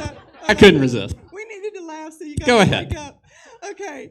What I didn't tell you before was that one of the reasons that I wanted to run was I'm not highly qualified. I haven't done 100 million different things. I was a mom. I homeschooled. But one thing that makes me very qualified is I was that typical average student at Amarillo College. I had 3 sons. I was a single mom by the time I went back to college. And I was living on child support was just $467 a month for 3 kids. I learned how to budget. I learned how to trust God, too. 10 seconds. But one of the things that you can do is what I love is the work and earn while you learn program to keep the costs down, to partner with local industries and keep it down in that way. Thank you so much. Oh, I bet you're going to ask me another question, aren't you? Yep. Yep. You're rotated back to the next question to answer it first. Which one were we doing again? They lost the question. Ah, there you are. Okay, the question is, are you for single-member districts for the Amarillo College Board of Regents? Single member for the Board of Regents. Okay, I hadn't heard that one. I can give you a quick answer, but I haven't considered that. One of the things that's been talked about for the city council is to have 2 at large and the rest of them in single member districts. And I think that's a great idea to combine and have a hybrid of what we have now as at large, which by the way, you can vote 3 for Peggy T. But the at-large candidates, if we're spreading it across the city, I think there'd be better representation, but we still need a couple of at-large candidates as well. Members, not candidates, members. Fantastic. Thank you so much. All right, our next candidate is Mr. Bettencourt. Same question. Are you for single-member districts for the Amarillo College Board? I definitely am for single-member districts for the city and for our school districts. When it comes to Amarillo College, I really haven't thought about that idea, but I am a fan of single-member districts. I think that it gives equal representation on all our governing body boards, and I think that every community needs to be represented on every governing body board, so yes. Fantastic. Next candidate is Mr. Henke.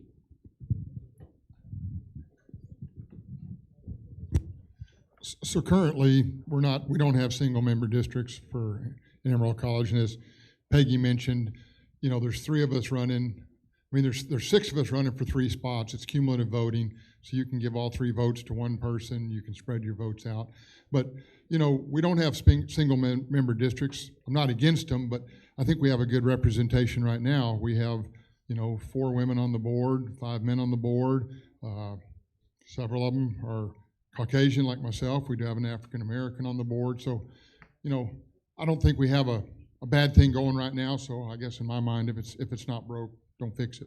Thank you. Fantastic. Thanks so much. Next is Mr. Nicholson.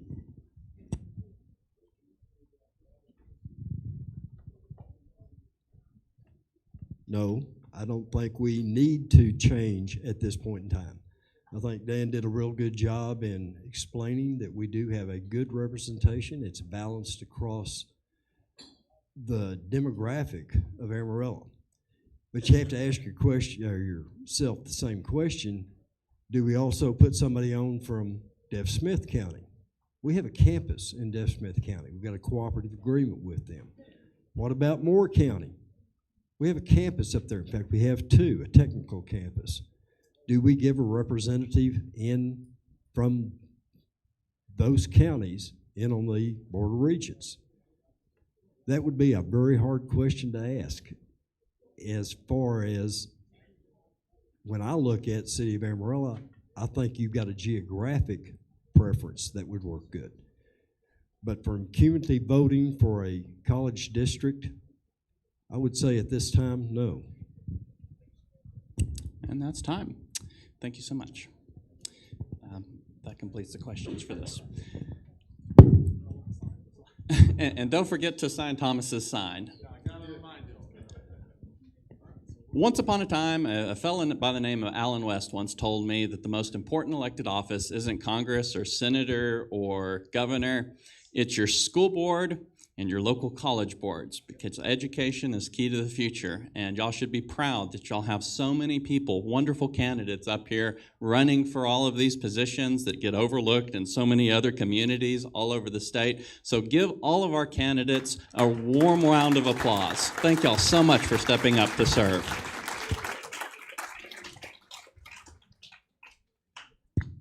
Okay, so now we get to move into the races I'm sure a lot of you have been waiting for. Yes, sir. Which we're going to start with the city council races now. And we are going to get into Amarillo City Council Place 4. We're going to work our way up the ballot. So if the Place 4 candidates would please make their way to the stage, and we will get started. Don't clap all of you. Come on now. Hey, Don.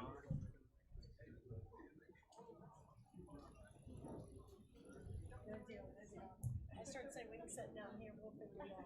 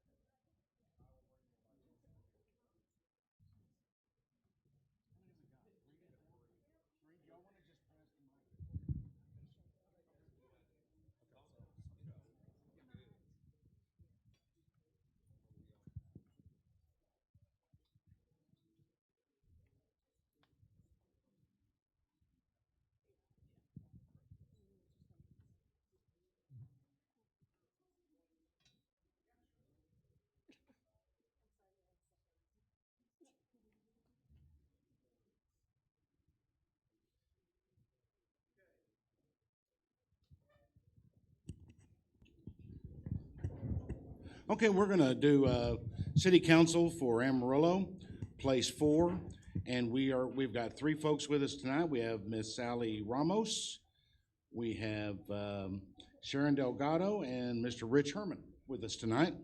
Mr. Smith is not here tonight, I don't think. If he is, we can wait a minute. Okay. If we could then please, Ms. Ramos, tell us you got about 90 seconds. Tell us about yourself and why you're running. Okay, thank you for having us here tonight. My name is Allie Ramos, and I was born and raised here in Amarillo, so I do hold a very high standard for the citizens that live here. I am a licensed master social worker and a faculty member at Columbia School of Social Work. I am an associate therapist, and so that basically kind of brings me to my disability advocacy, in which I hold a very high standard of too. So I truly do care about the people of Amarillo. I care about being an authentic and genuine person. I have had to use government services my entire life, so I have been involved in government overreach. As far as I know, that's a big word that everyone is really passionate about, because that's the only way that I've been able to survive. So if I can change things for future individuals to not have to share every single bit of information that they have in order to survive, then that's why I'm starting here at City Council. I hope I can make a little change at a time. Yeah. Thank you very much. Mr. Herman, you want to give it a shot and tell us, introduce yourself and tell us why you're running. My name is Rich Herman, Amarillo, Texas. Y'all know where Buchanan Street is over here with the Mavericks Club and the asphalt parking lot. That used to be a 2-story house. I grew up there with my grandfathers and mothers and aunts and uncles and everything, and World War II granddad. Matter of fact, I grew up in this building too quite often. I remember being brought here as a kid a lot. Served in the military all over the world. Some places I enjoyed, some places I don't care to go back to. Not too long ago, somebody was telling me, if you really want to make a change in this world, you need to start at the local level. And I decided that they were right. And I would like to see a lot more done in our city as far as our homeless veterans. I don't agree with the fact that you can take refugees from other countries, give them food, give them water, give them a place to live, put them through college and everything else, but yet we have homeless veterans out on the street day and night. That was a big motivator. Another motivator for me is the crime rate here in this town. I know what the problem is. I know how to solve it, and if I'm elected, I will solve it. I mean, there was a trial just the other day for a 90-something-year-old woman raped by a 19-year-old. We've got to stop the crime rate, bring it down to where we don't want no crime, but we need to get it down. Okay. Thank you, sir. Sharon? Hello, I'm Sharon Delgado. I'm born and raised. I'm a product of North Amarillo. I attended Forest Hill, Travis, and Paladura High School, went to Amarillo College, and then to WT. I have a bachelor's in elementary education. I've been an educator for 25 years in the school district. I'm retiring in June. I'm also a behavior counselor for the school district and travel around. I'm married to my husband of 35 years. We have 4 grown daughters. I also have a private practice right down the street where I do mental health counseling. What made me want to run and be a part of this, I'm not a politician, but I felt like in December it was time to get involved. I've been involved and volunteered at different nonprofits, but it's our mental health issue. We have to focus on our homeless. We have to get down to the root of our addiction stuff, and we have to look at the gaps. When I visited with the Community Development Department of Amarillo, they identified the gaps that we have. I want to be part of that team working to deal with that. Okay. All right. Thank you. Please keep the mic, and we're going to get on with our questions. Could Sharon, would you tell everybody that's here what your thoughts are on single-member districts for the city council? You know, I love good conversation. At the first meeting, when we first started, I'm absolutely for it. Because one of the things I can tell you that made me want to run too is I don't think all of Amarillo is represented. I don't think everybody has a seat at the table. So in the beginning, I was like, absolutely, I'm for it. I had a man that come and talked to me and talked about if you get stuck with bad representation and we don't have more than we have right now, you're going to feel like you're unheard in Amarillo. I think we have to have a conversation, and it can't be what we currently have. There has to be more people sitting at the table, and we have to increase our city commission so more people are heard. Okay. Thank you very much.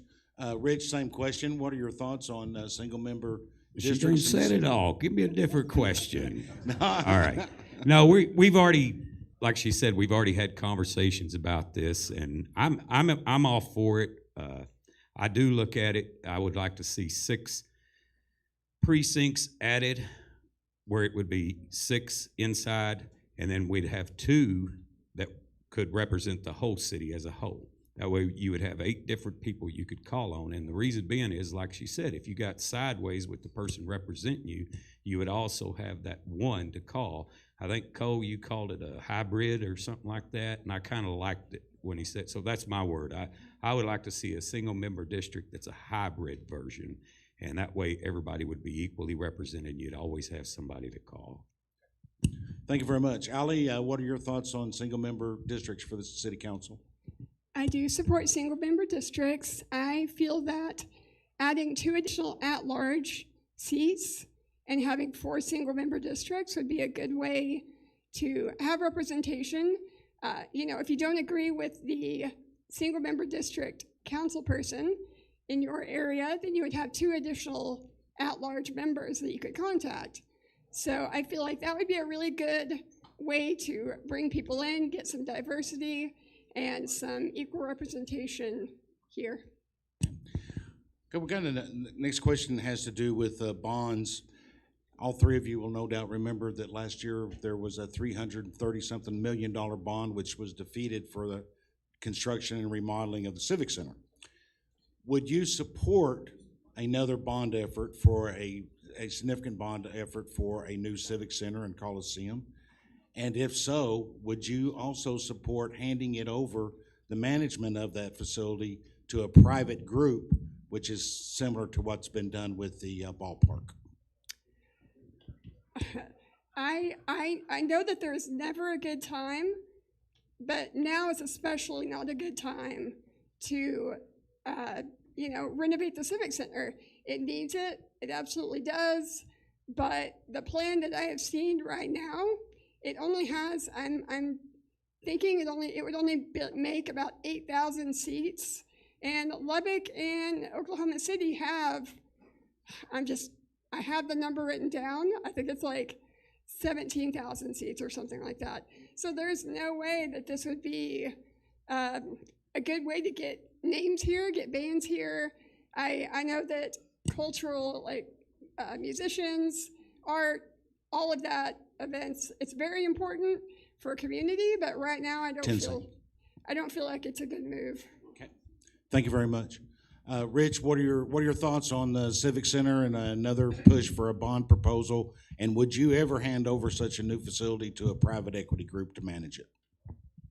I am totally out on the Civic Center until we've cured the homeless problem in our town, got the crime rate down, we have no more veterans sleeping on the streets, there's no more potholes in this town, there's no more trash problem in this town, there's no more rain tax, is what they're calling the drainage fee. Until all of that is accomplished, we have no business spending money on a civic center.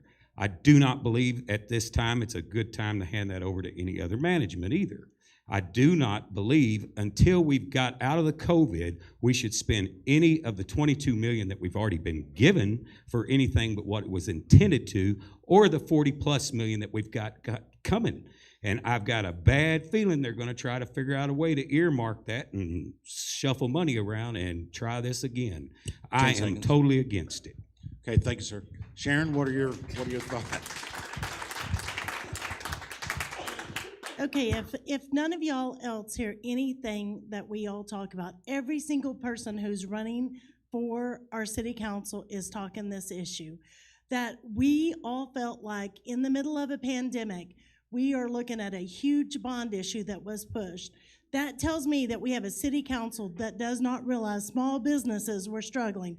People were struggling with employment, and we're focused on a facility we can't even all sit in together. Absolutely not do I believe in turning it over to someone else. Okay. All right, thank you very much. Go ahead and keep the mic if you would, Sharon. Just to touch on a topic each of you have talked about in your campaigns. Sharon, you've talked about improvements to youth sports complexes in Amarillo, and would you support a tax-funded bond for those improvements? And if so, would that bond be a version of the sports complex similar to the ones proposed in 2013 and 16? I think what happens in Amarillo is it seems like the bonds are everything underneath the sun. We throw in so much stuff that will not support itself. I can tell you here in Amarillo, I have a nephew who is very active with youth baseball. There is 8 baseball fields for youth fields, 5 for girls softball in ages kindergarten and up. I know that we have to have facilities that make money.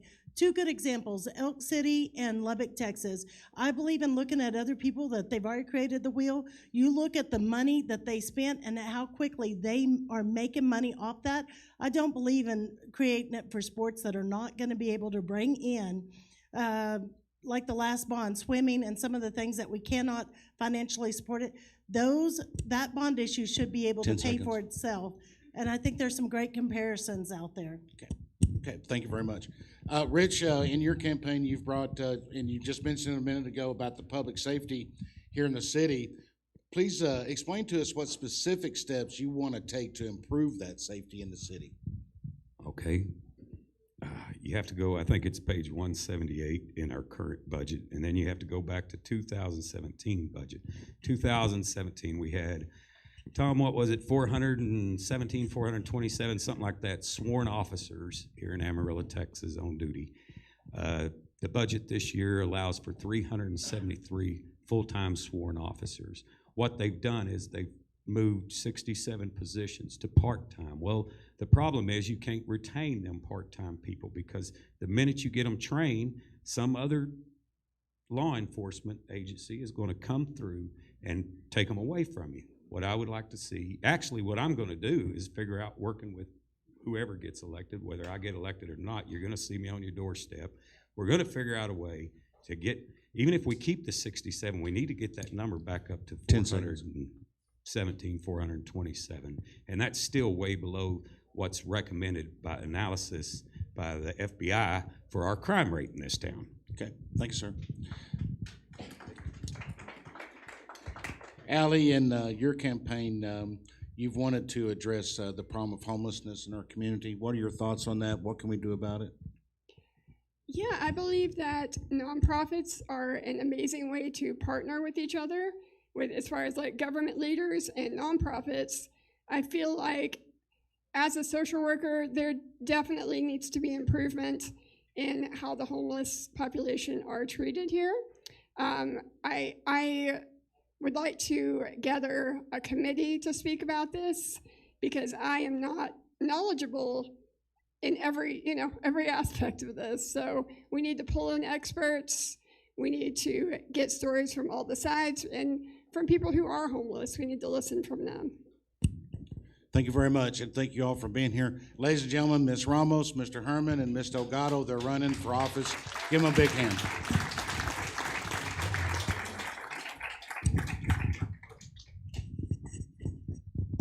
Okay, so thank you, candidates. And next up after that, we will do Amarillo City Council place number 3.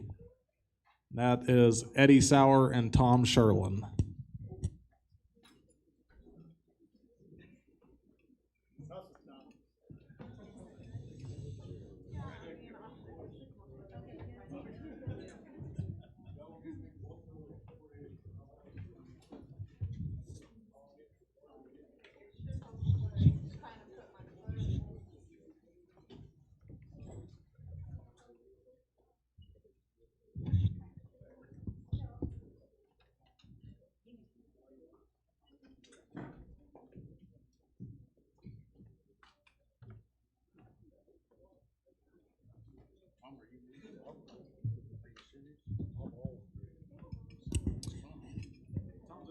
Tom said it's the Sherlin show.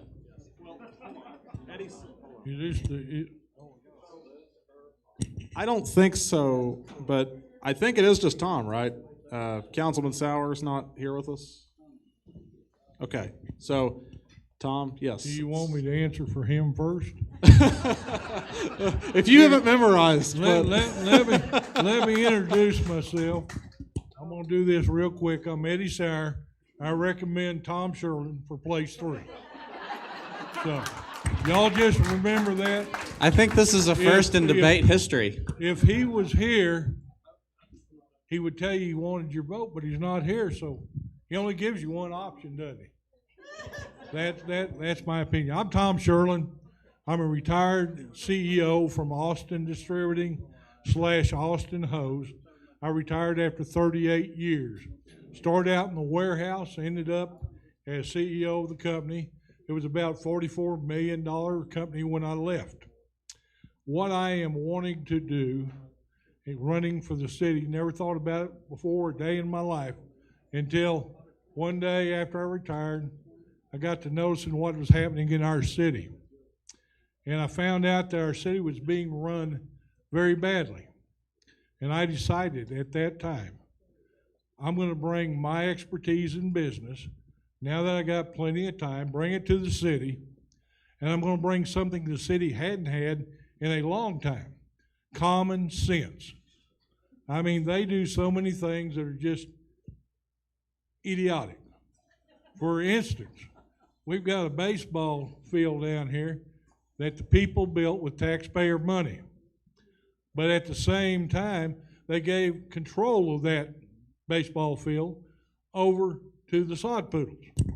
Time. Do you know I am on the board of the 100 Club of the Panhandle? Time. Oh, did I get Eddie's time now? Thomas is a terrible timekeeper. I'm sorry. All righty. We have a question for you. The first question up is last year, the city of Amarillo spent up to $365,000 hiring a lobbyist to lobby the Texas legislature, according to Transparency USA and the Texas Ethics Commission. Would you support continuing this practice, or are there other places you believe the city should spend this money? Well, for one thing, I would say I definitely wouldn't support it. If we need to lobby Austin, I think our city council should go down there and do it. Who knows Amarillo better than the city council? I don't need to hire some lobbyist in Austin who's representing 20 other cities. We're not getting a return on our investment. So what I would say, I would have took that $460,000 during the time of a pandemic, and I would have probably gave it to my fire department who's having brownouts because we couldn't have enough people at the fire station. They don't know what a brownout is, Tom. Okay, brownout. We had engines that were not in service. We had stations that were not in service because you know what the city commission did? Oh, we're not going to pay any overtime during the pandemic. Even though the pandemic hit our firefighters, they were not able to fully man the station. Time.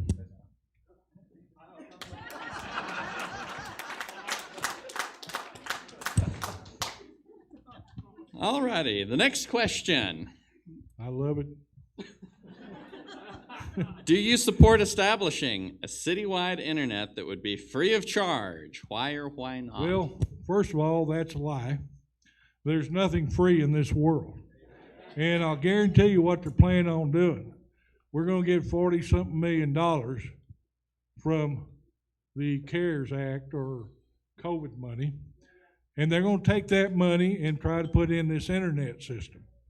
Okay, it sounds all good. Everybody getting free internet. No, they're going in direct competition with local businesses. A government has no place in our city to go against local business. Because the next time they do it, they may decide to go in the daycare business or go into who knows what, the building business.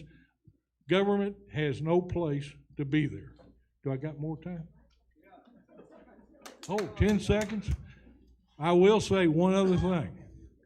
When our council does that. We need to stand up as citizens. We didn't vote on that. We didn't have a say in that. Now it's time. We've got 5 people making decisions. Time. But you're doing a great job. We have one more question here. That's all. And it's a great question. Going to Okay. be a perfect pitch. All you got to do is swing and knock it out of the park on this one. Okay. As an outsider who has never held elected office, why do you believe your business and community experience has qualified you to lead our city? For one thing, I listen to people. As I've gone through this town, I've asked everybody, what do we need? What do we need to do, and how do we need to do it? I found out when I was in business, a lot of times I would go visit branches in San Antonio or Oklahoma City, Wichita, Kansas. I'd go into a branch and my manager there would always say, man, everything's great. Everything's great. Well, I decided to go in the back door. And then I started finding out the truth. And that's the thing, I think, being an outsider, I haven't been brainwashed and drank the Kool-Aid that the rest of the council has. I'm going to go in, I'm going to take my retired time. I want to get in every department. I want to go to every fire station. I want to go ride with the police officers to find out what the troops in the field need. Oh, I got 10 seconds. Man, I thought you were telling me quick. Golly, 10 seconds. Vote for Tom Sherlin. Eddie doesn't want your vote or he would have been here. Okay? Thank you so much, Mr. Sherlin.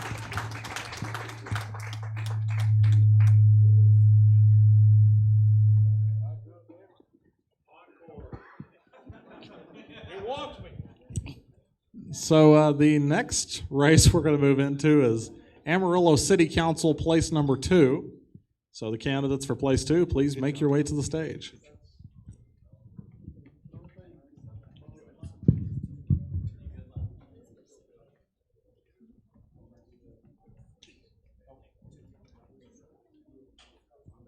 Okay, so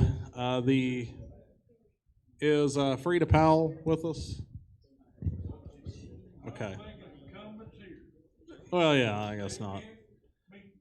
Okay, so I guess we'll start it off with Mr. Jason Fogelsong, if you want to do your introduction.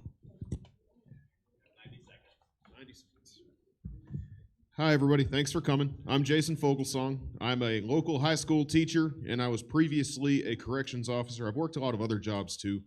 And what that means is I am a common, regular person, just like most of you, that works a day job and has a career. I have no connections, no interests, and nothing to gain from running for this office, which is exactly why I'm qualified. So, where was I going with that? Anyway, I am a school teacher. That's correct. Sorry, I lost my train of thought. Anyway, I have nothing to gain from this. I'm just a regular person trying to make a difference in my community. And how can I be upset and complain about things going on in Amarillo if I don't step up and try to make a change? Okay. Thank you. Thank you, Jason. Next we have Joe West. Joe, you got 90 seconds. Tell us about yourself and why you're running. Awesome. Well, first off, thank you all for having us. Mine is going to sound quite a bit like Jason's. I'm a normal guy. Oop, that better? I'm just a regular guy. I work a full-time job and a part-time job, and that helps pay the bills, pays my mortgage. But I do a lot of stuff in the community. I like helping people, and I think this is a good avenue to help a lot of people all at once. So if you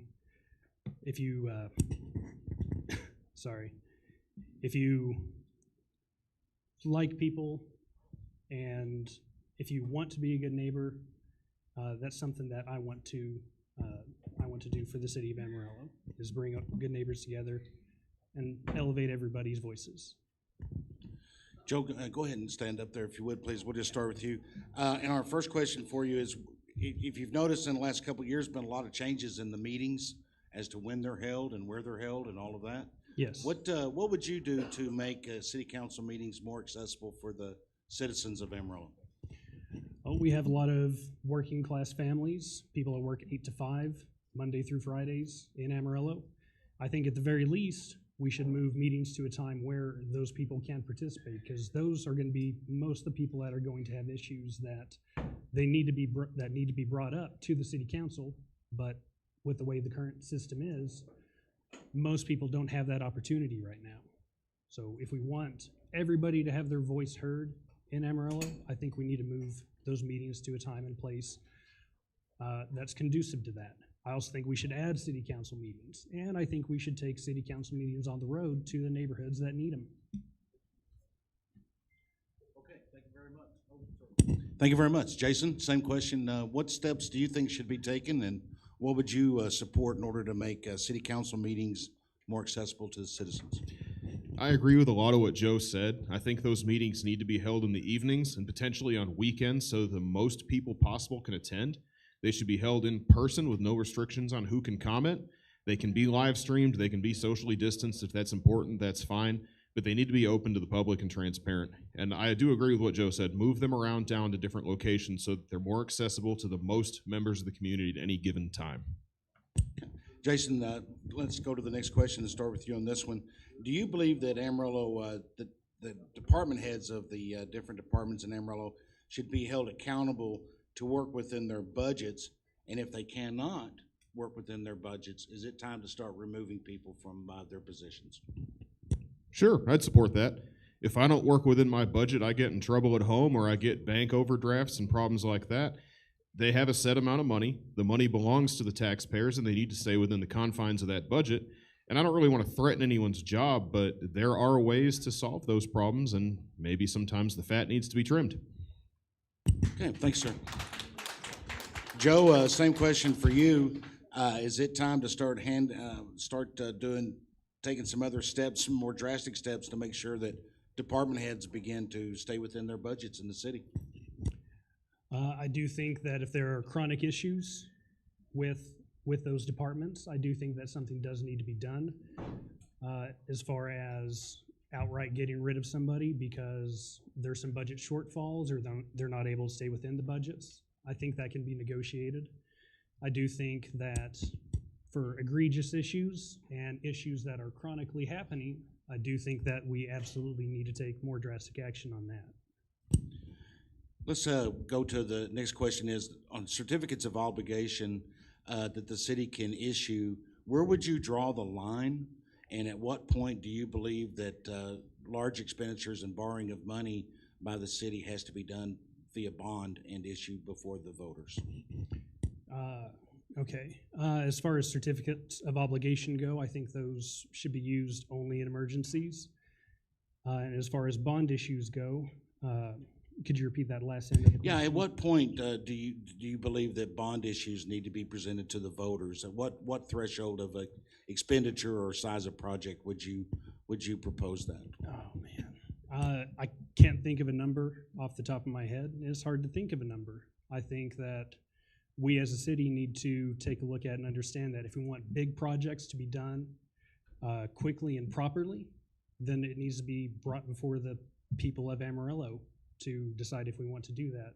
And I do think that raising taxes for something that needs to be done immediately and quickly and properly should be something we should be able to take a look at and consider. Okay, thank you very much. Jason, same question for you. What do you think about using certificates of obligation to purchase things and build projects for the city? And at what level do you think bonds ought to be presented to the voters of the city of Amarillo? Certificates of obligation are basically debt incurred without taxpayer consent, so it's never voted on. And unless it's an emergency project that involves infrastructure or city services that we all pay for, I think it's unacceptable. Emergency only. And as for bonds, anything that doesn't fall under those categories, those emergency services and infrastructure that we need, if it's a project, it's unacceptable unless the voters approve. And Jason, one of the things that has been brought up in the campaign for you, as you're unique to your situation as a teacher within our city, under the current city meeting schedule, how are you going to be able to serve? How are you going to be able to get that done? Or is that going to have to change? Well, ideally, the meeting times are going to change, like I'd mentioned earlier, to evenings and weekends. But if I absolutely have to, I do have enough time to take substitute days and half days and things like that. But I would really push very hard to avoid that because my job is primarily to serve the students and the children in our community that I'm paid to educate. All right, thanks, sir. And Joe, in your campaign, do you believe that additional improvements are needed to complete further downtown revitalization, or have we had enough with downtown? I do think we should. I think we should expand our focus. We have a lot of stuff going on downtown, and a lot of that's because of what previous administrations and previous council members have done. But I do think we absolutely need to shift that focus to the most needed places. A lot of places in Amarillo are feeling left behind. You're seeing infrastructure that is really in disrepair, whereas in other areas of the city, there's definitely more money, more time, and more attention being focused on them. And I think we need to shift that back to the folks that most need it. All right, thank you very much. Ladies and gentlemen, Jason Fogelsong and Mr. Joe West came before you tonight. They're running for place 2 on the city council. Please give them a big hand. Thank you very much, gentlemen.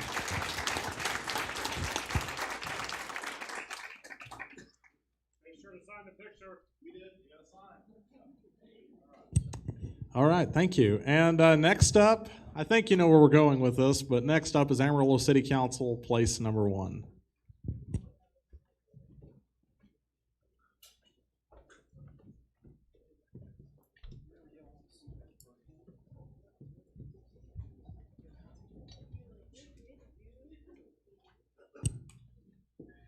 Gentlemen, Mr. Tillery, you're first in order on ballot appearance, so you can go first and begin with coming to the front mic to introduce yourself when you're ready, and you'll have 90 seconds.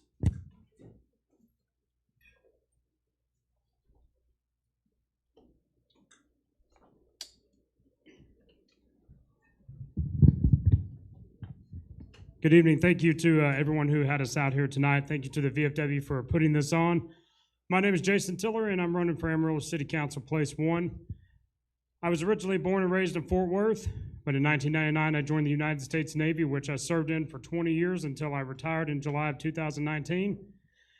I moved to Amarillo in September of 2009 and worked at the Military Entrance Processing Station down on Fillmore, wrote contracts for men and women who wanted to join. Through the course of time, I deployed in support of Operation Enduring Freedom and the global war on terrorism. Did my last 3 years in the Navy in El Paso at Fort Bliss. Then when I retired in 2019, I moved here with my wife, who's standing back there filming me right there, the real pretty one. We moved up here so we could be close to my kids because we are a blended family, like a lot of families are. We have 3 kids that are in Amarillo Public Schools, and we homeschool 4 more. So we have 7 kids between the ages of 16 and 9. So we are busy, but I served this country for 20 years because I love it. I love what I did for our country. And I decided, being raised in a political family, we always discuss politics, that when I knew these elections were coming up, I knew it was the time to get in the game. Instead of standing on the sidelines, I want to bring that same military mentality and that same leadership mentality that I had in the Navy. As I advocated for sailors and what was right for them, I will advocate for the people of Amarillo. If y'all want us to do something, we're going to get the job done. So that's why I want to serve. I love this town. And I hope I get your vote.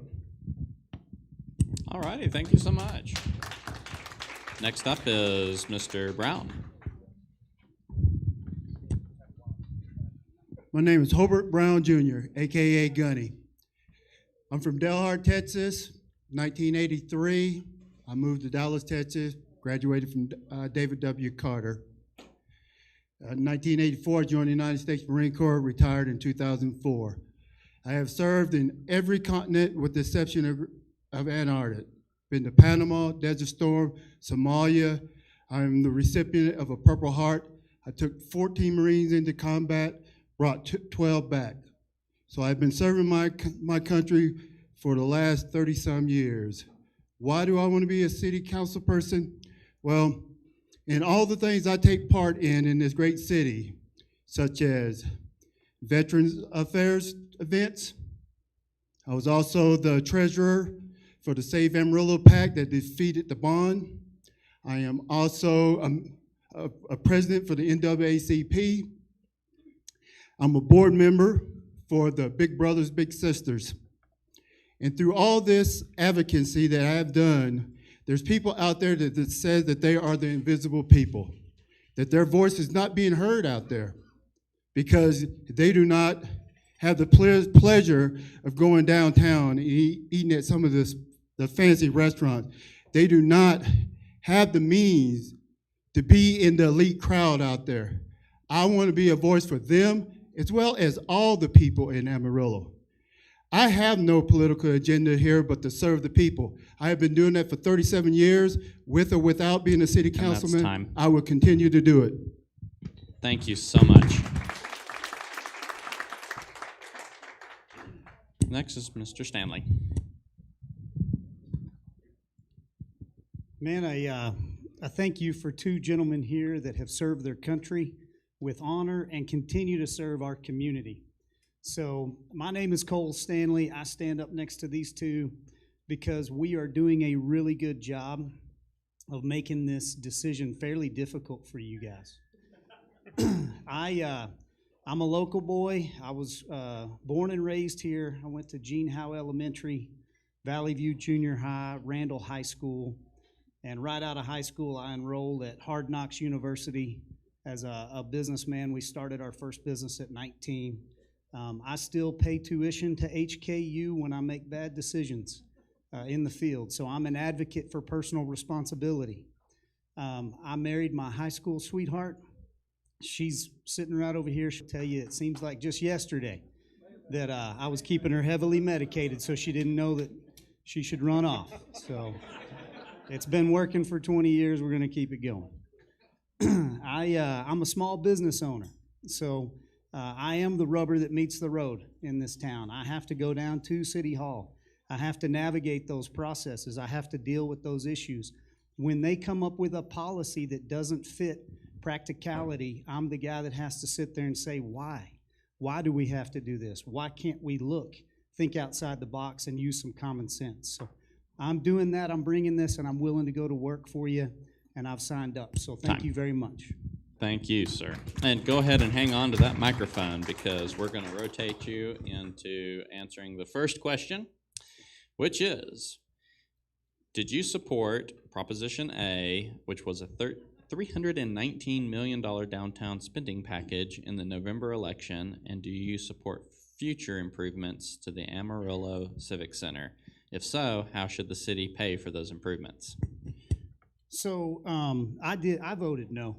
I voted against it. As a builder and as a contractor, I'm very pro-growth. I see the benefit from having a strong nucleus at the center. I see all the benefit from conventions, convention center, hotel growth, tourism, growing your tax base, bringing in those sales taxes so that we can keep our taxes low and still provide those amenities that we need. However, the plan that was presented, I couldn't get on board with it because I couldn't see some of the things that I needed to see. I didn't know exactly what it would and would not do. I couldn't see how we were going to get it paid for. And bottom line, I didn't see the business side of it that showed how it made money. So when we look at something like this, because it will come up again, that is an infrastructure that our city owns and it will continue to degrade. We've got to look at it from the business mindset and make sure that that thing makes money for our community, not just is a burden as a proposition or the next tax bill due. Thank you. Thank you so much. Okay. Gunny, if you could come on up. Do you need me to repeat the question? Oh, no, I got it. All right. Good job. Well, obviously, I was the treasurer that went against it because, once again, all those places that I went to, all those individuals on the north side, east side, I'm not talking about the people that could afford it. We're talking about the poor people that said no. Plus, it's in the middle of a pandemic. We didn't need to be talking about, like Rich Herman says, why are we talking about a freaking building when we got homeless people and we got police officers out there that don't have backup? We got firefighters that don't have what they got. Why are we talking about a freaking building? You know, like I can't remember, I don't know why we keep on talking about this building. We need to move on from about this building and start talking about the real problems. Time. Thank you so much. Same question. All right, so I was one of the 39% of voters who voted yes. So it got voted down. That's fine. That's what the voters wanted. That's fine. Now, I think that was it the right time? Probably not. But now that we are coming out of the pandemic, I think this is the time to readdress it, look at different plans, find a better way to do it where it's as little burden on the taxpayer as possible. Let's start incentivizing some of our business leaders in the community to have private investors invest more and more of their money if they want to see something like this built, which will create economic growth. It will bring in those tourism dollars. It will bring in conventions and trade shows and different things to the area. But let's have private investors start putting their money into it. If they want a new civic center, which I think we sorely need because the current one was built in 1968, let's have some of our business leaders put some of their skin in the game. And if we have to come with a tax increase, let's make it as small as possible and let the voters decide. Time. Thank you so much. Thank you. And we'll rotate to this one,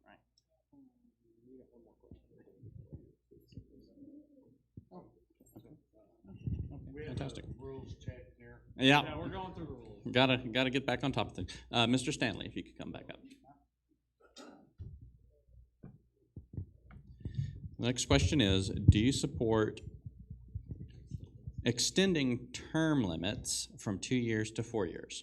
So I don't. I feel like if you're doing a good job, you got hired to go to work, you got hired to do a good job, and then we need to inspect what we expect. So when we set an expectation, every time we remeasure that, and you get hired to continue on and you accomplish that goal, that's what produces the outcomes that we're looking for.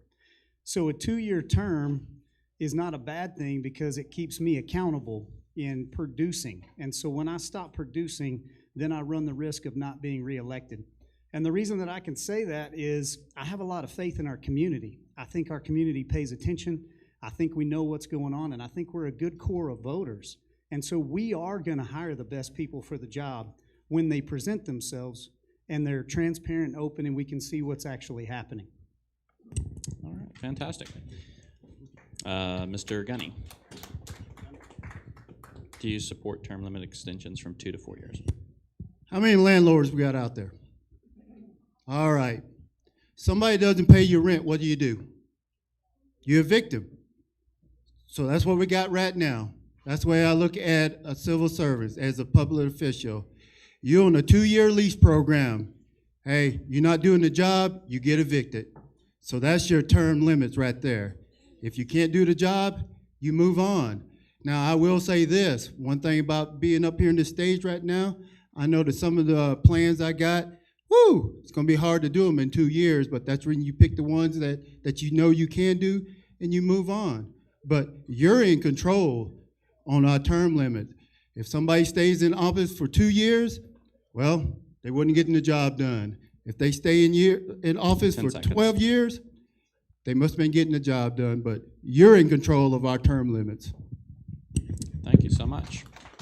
And Mr. Tiller. All right, the question was... To clarify the question, it's do you support extending the term in office from 2 to 4 years? Okay, because I didn't think we were talking about term limits. I think we were talking about term extensions. I think we should extend the term limit, the terms, the tenure of the length of terms from 2 years to 4 years. And I'll tell you why. When I was in the Navy, when I had a new sailor come to a ship and they were going to be there for 4 years, if I got there, it took 6 to 8 months to start really getting them trained up for them to be proficient in their job. If I was going to lose them in 12 months after that initial 8 months or 14 months later, now I've got to start the cycle all over again. At 2 years, as soon as a city councilman takes that first 6 to 8 months to really get their feet wet, now they're starting to run for re-election. If we had a 4-year term, they don't have to worry about that. They don't have to worry about, now, they should be worrying about staying in contact with the voters, obviously, and staying in contact with the community. but they don't have to worry about every 2 years having to run for another election and take time away from doing their job as a city councilman. I think this increases our unit effectiveness by having them sit there for 4 years. All right, thanks. And hang on to that microphone, because what we're going to do next is we're going to have a unique question for each one of the three candidates, and we're going to rotate up to Mr. Tillery to start him off with the first one. And the question to Mr. Tillery is, why do you believe you're qualified to serve on the city council as a new resident to Amarillo? I think that's a fair question. And I would ask the same question if I was any one of y'all out there. Well, I'll tell you this. Having been back here in Amarillo for the last year and a half, I can tell you one thing. I'm not part of any good old boy networks. I'm not bought and paid for by anybody. I didn't have to move to Amarillo when I retired. I could have went anywhere. I could have went back to Fort Worth where I was from. But I came here because my kids are here. My wife and I wanted to move here. We have a vested interest in this community. I chose to come to Amarillo. Some people are born here and they choose to leave. I chose to come back when everybody said, why are you doing that? Because I want to see this city grow. And because I really believe, and my website says service before self, that's not just something I say. I've been teaching and mentoring sailors for 20 years, that same thing, that we do things to serve others before we serve ourselves. I want to serve you. I want to take that mindset and the passion that I have for serving, and I want to bring that to the city council. Thank you. All right, thank you so much. Next is Mr. Brown.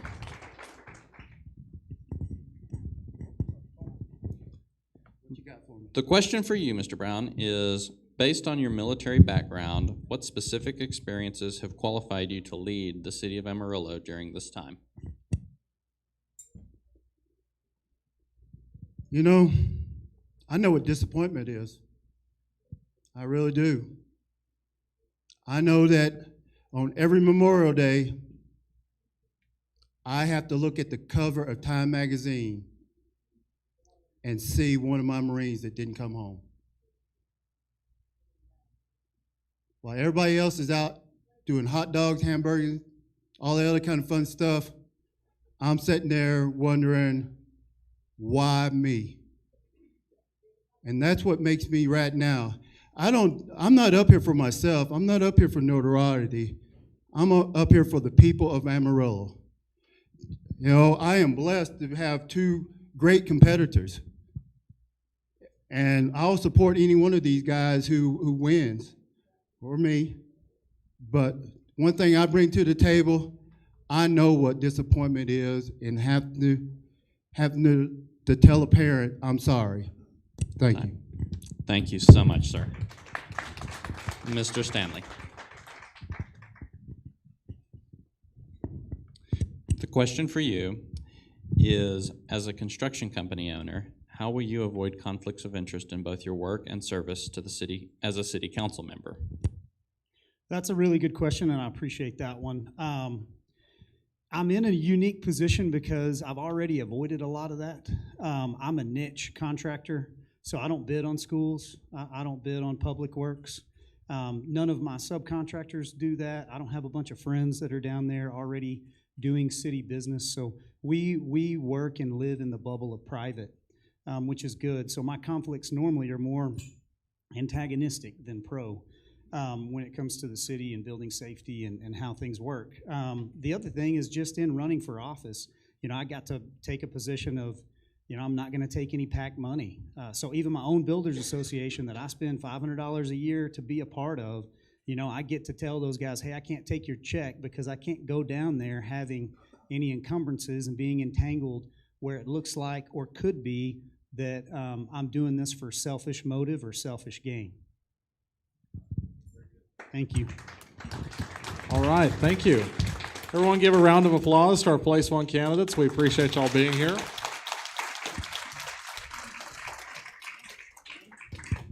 And now we're going to move into the moment a lot of you have been waiting for, the candidates for mayor. So if the candidates for mayor would please make their way to the stage. Oh, and as a reminder, yes, if you have any questions for the mayor candidates, get your note cards ready.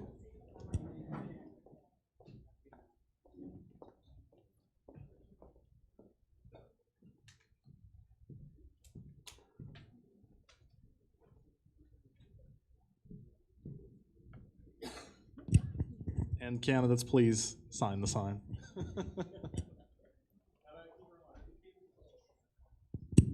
Okay, we have 4 candidates for mayor. Is Mr. Karras here? Okay, I guess not. All right, so we have 2 candidates for mayor joining us. We're going to go in ballot order. So first up, for introductions, Mr. Michael Hunt.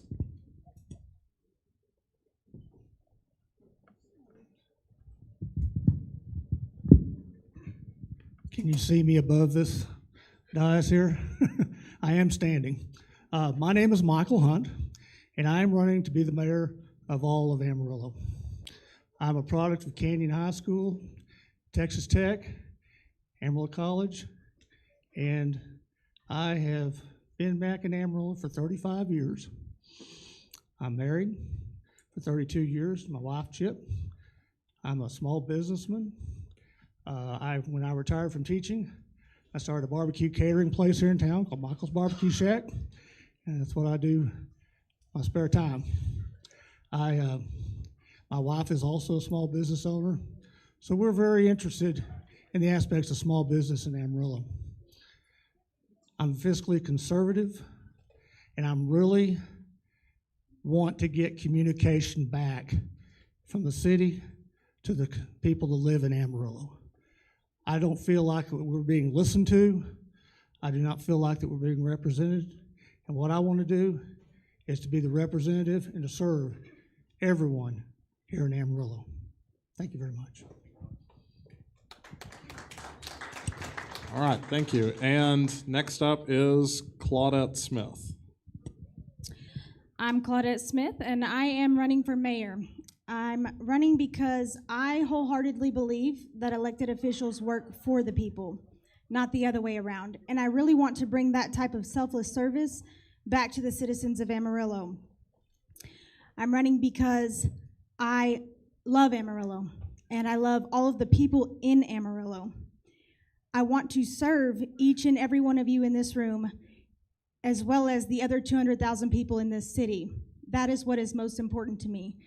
Like I said, I love Amarillo, but after the past 4 years, witnessing such mismanagement of our tax dollars, I feel that it's time for a change. It's time for a change in our city, and it's time for a change in the leadership here. So I really want to step up to that plate because I've sat on the sidelines for far too long now and witnessed all of these things happening in our city, and I just feel that it's time to make a change. It's time to change our leadership and move on to something different, someone with new ideas, someone who brings something completely different to the table, someone who's not involved with special interest groups or PACs that bring their ideas and their agendas to the table rather than listening to the citizens and implementing those ideas. At the end of the day, it is the mayor and the council members' jobs. It's the mayor and council members' jobs to be a conduit between the citizens and the city government, and that's your main role. Go ahead and take the mic.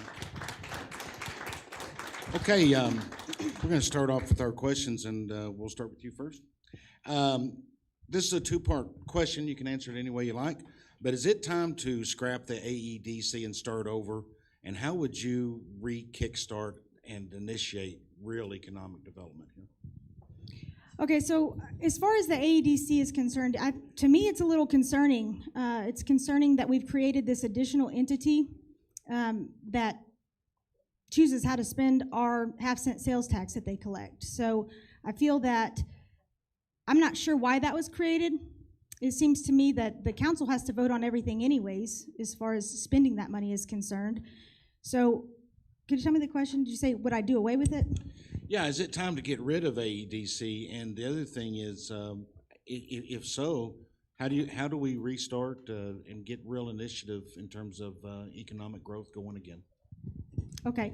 As far as getting economic growth going again, I mean, I think we need to first focus on what we have right here in our own backyard. We have a lot of very good entrepreneurship. We have a lot of really interesting businesses here, right here in our own backyard that we could take care of rather than trying to bring in big businesses and create these Fortune 500 ideas I think that we could focus on what's right here in our own backyard first and then build our way up.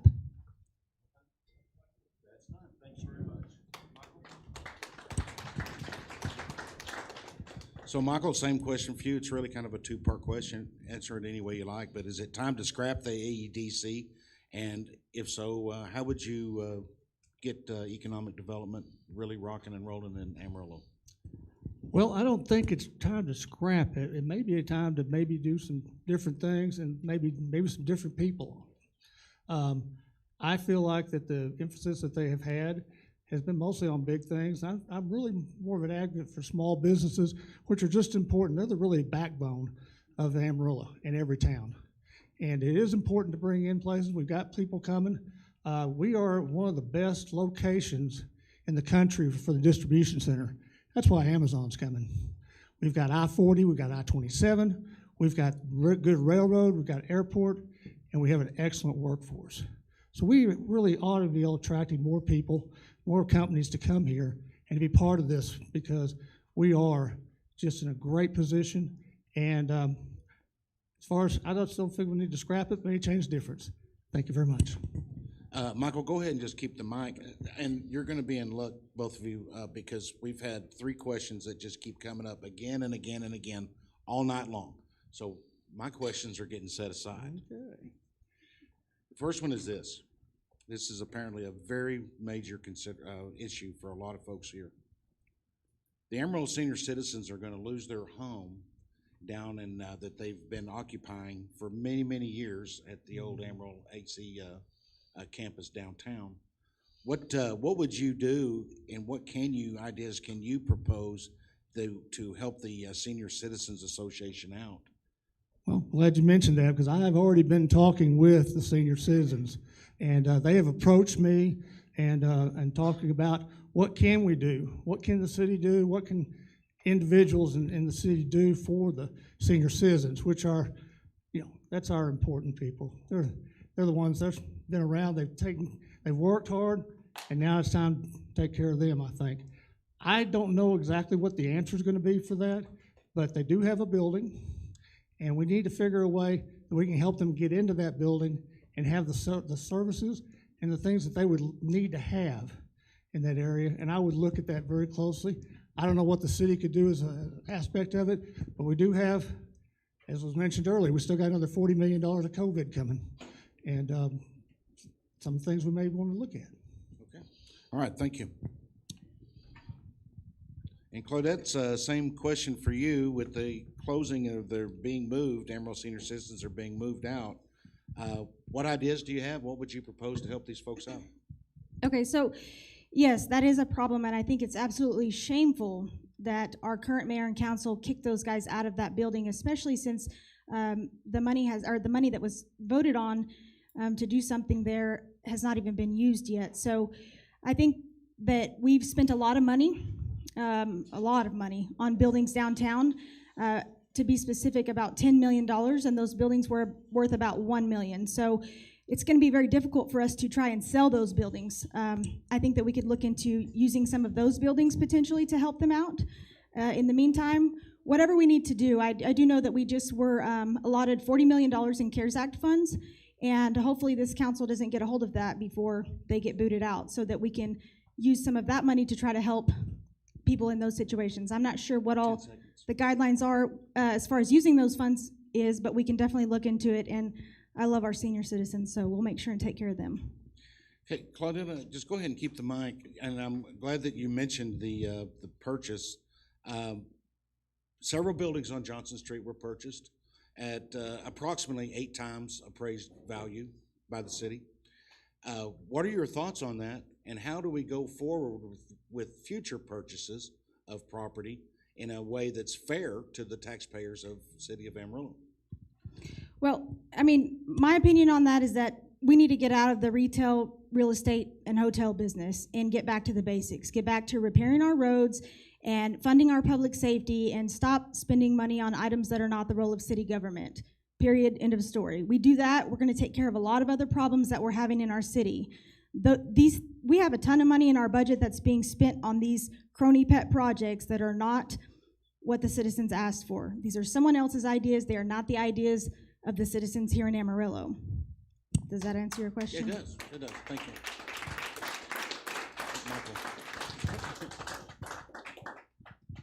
And Michael, same question for you regarding purchase of property.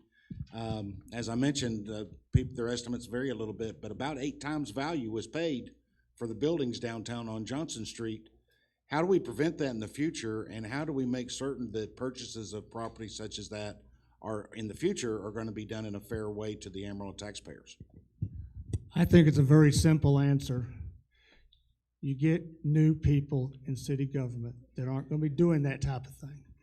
You get new blood, you get people in who don't have necessarily as much interest in downtown, but more interested in the problems and situations of the locals and the average people in town. That is much, I can't even tell you how amazed I was at that and that we went through.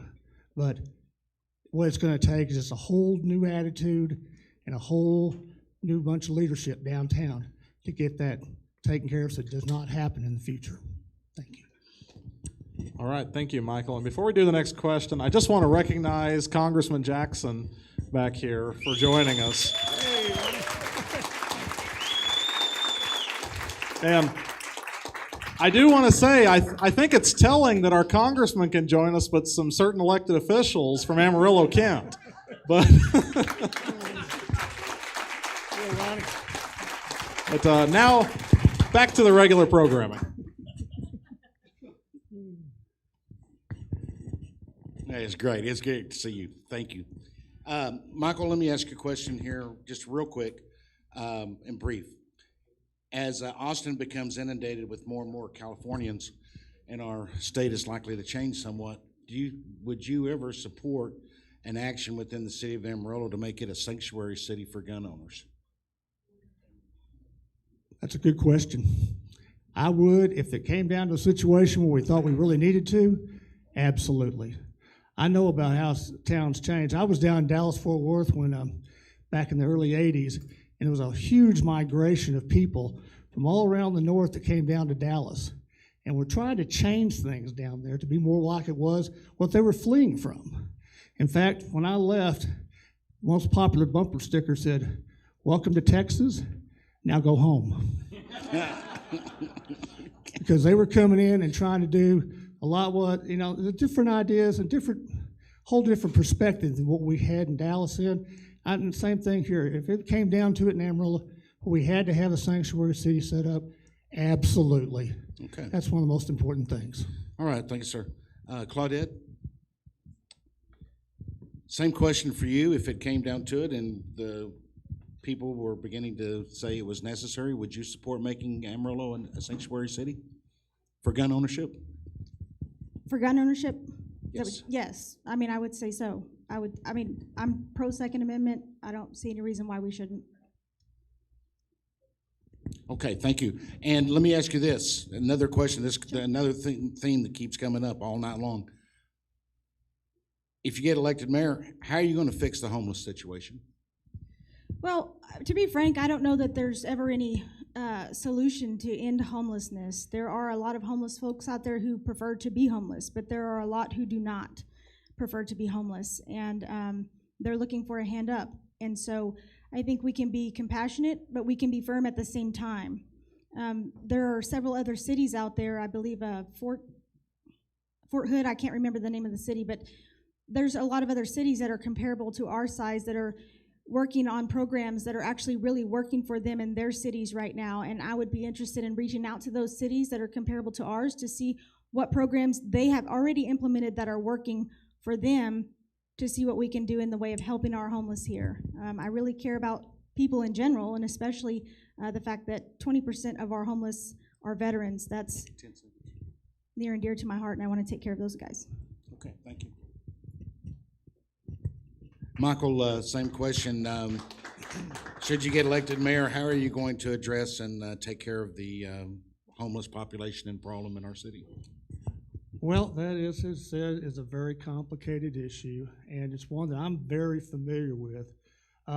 Working in the Texas Department of Corrections for 18 years, and and working in Amarillo the last 4 years, helping to feed the homeless with extra food I have at the barbecue place. And I'm very well aware of what's going on in Amarillo with the homeless. As to how to completely solve it, I don't know really what to do. We could look at some other things. I had a deal from, there's a place I saw an article about. It was talk about a place that included a lot of things that the shelters don't let you do, like bring your own pets and do some things that normally you can't do. Something to look at with that, but I just really, and was brought up earlier, I'm really disappointed at how many of these people are our veterans. They really need to be taken care of. Thank you very much. Michael, go ahead, just keep the mic, please. We've been asking all the candidates a specific question from the campaigns, and in your campaign, you have stated that you would like to promote Amarillo as a tourist destination. And could you give the audience here some specifics as to what you would recommend to get that done without raising taxes in the process? Good question. Thank you. Yes, Amarillo has got, and the whole Panhandle has got a lot of interest in things, but the main two things I see is Route 66 all the way through the state and Palo Duro Canyon. And I really feel like we should promote those places through, as far as social media has got these advertisements I've been seeing pop up. I've been seeing one on Oklahoma. It's been showing up on YouTube a lot, telling about, come to Oklahoma. And I also feel like billboards could be useful too. Farther out of town, maybe get some interest in staying here in Amarillo and spending some money, staying in hotels and visiting. Route 66 is a huge draw in other states. It hasn't been here, but you know what? We actually have the midpoint of Route 66, 40 miles from here. That brings people from around the country. And the way I'd pay for it, the COVID money that's coming in May, one of the earmarks they said they use it for is tourism and hospitality. Thank you. Thank you.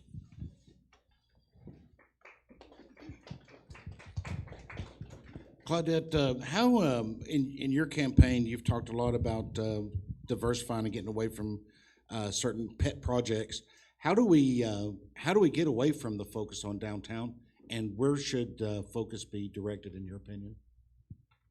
Well, how we get out of the focus of downtown is we just stop doing it. I mean, those should not be taxpayer-funded projects. Those should be privately funded projects, so we need to stop spending the money down there, and we need to allocate it evenly throughout our city, because there's a lot of other things that are suffering as a result of them doing the big spending downtown, such as our public safety, our roads, our drainage, you name it. So for me, I mean, I would just stop spending the money down there. And there's no particular side of town I would choose. I wouldn't say any particular side. I would say we need to spread it out evenly throughout our city. Every single person, all the people in this city pay taxes, and they expect the basic services. They expect their roads to be fixed. They expect the drainage issue to be fixed. They expect trash services. I mean, they expect all of these things for the taxes that they pay in. So we have to ensure that those those items are taken care of.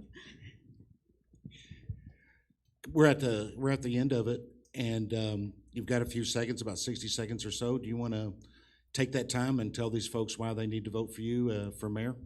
Sure.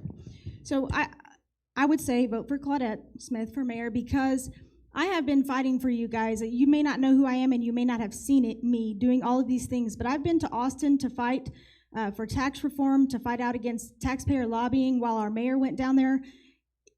She says she was there on behalf of the citizens, but she was there to make sure that we didn't have a cap on our taxes. All of these things I've been fighting for years. I've been going to council meetings. I've attended more council meetings than our current mayor has over the past 4 years. I've been heavily involved in our local politics, and I care about the people of Amarillo. I just want to make a change, and that's all I have to say. All right, thank you very much. Michael, same for you. You got about 60 seconds here. You want to tell these folks why they need to vote for you for mayor? I feel like I should be the person to get voted for because I have such a passion for Amarillo. And I want to really get in there and fight for everybody and be representing and serve everyone. The mayor's job is a civil servant job, and I have a servant's heart. Everything I've done in my career has been serving people, needs in teaching, in selling barbecue. Everything I do is for serving people and their needs. And I'll promise you, that's the only promise I'll ever make is I will get in there and work extremely hard to try to get more representation and more transparency in our government. Thank you. All right, thank you, sir. Ladies and gentlemen, Mr. Michael Hunt and Ms. Claudette Smith, they're your candidates for mayor. Let's give them a huge hand and thank them all. Thank all the candidates for coming out.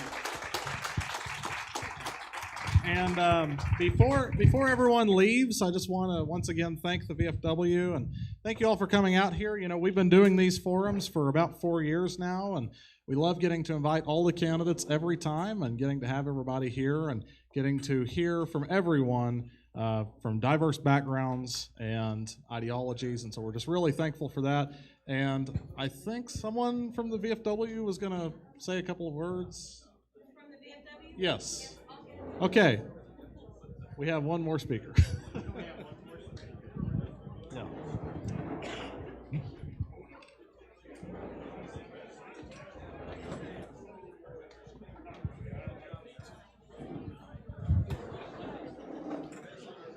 Okay, before everybody leaves, we just want to recognize the VFW one more time, and I'm going to turn it over to the man of the hour for having us. Thank you. Oh, no, there's a whole bunch of people that are more important than me. I do appreciate y'all coming out to Veterans of Foreign Wars. My name is Joey. I'm the commander here. I want to thank y'all again for coming out. All the future's looking good for Amarillo, for all the candidates I heard speak up here. You guys did a great job. And no matter who wins, I think we're all going to end up better for it. But anyway, like I said, I want to thank y'all for coming out. Veterans of Foreign Wars, nobody does more for vets. And we're here for all kinds of organizations. Please, have a drink. And thanks for coming out.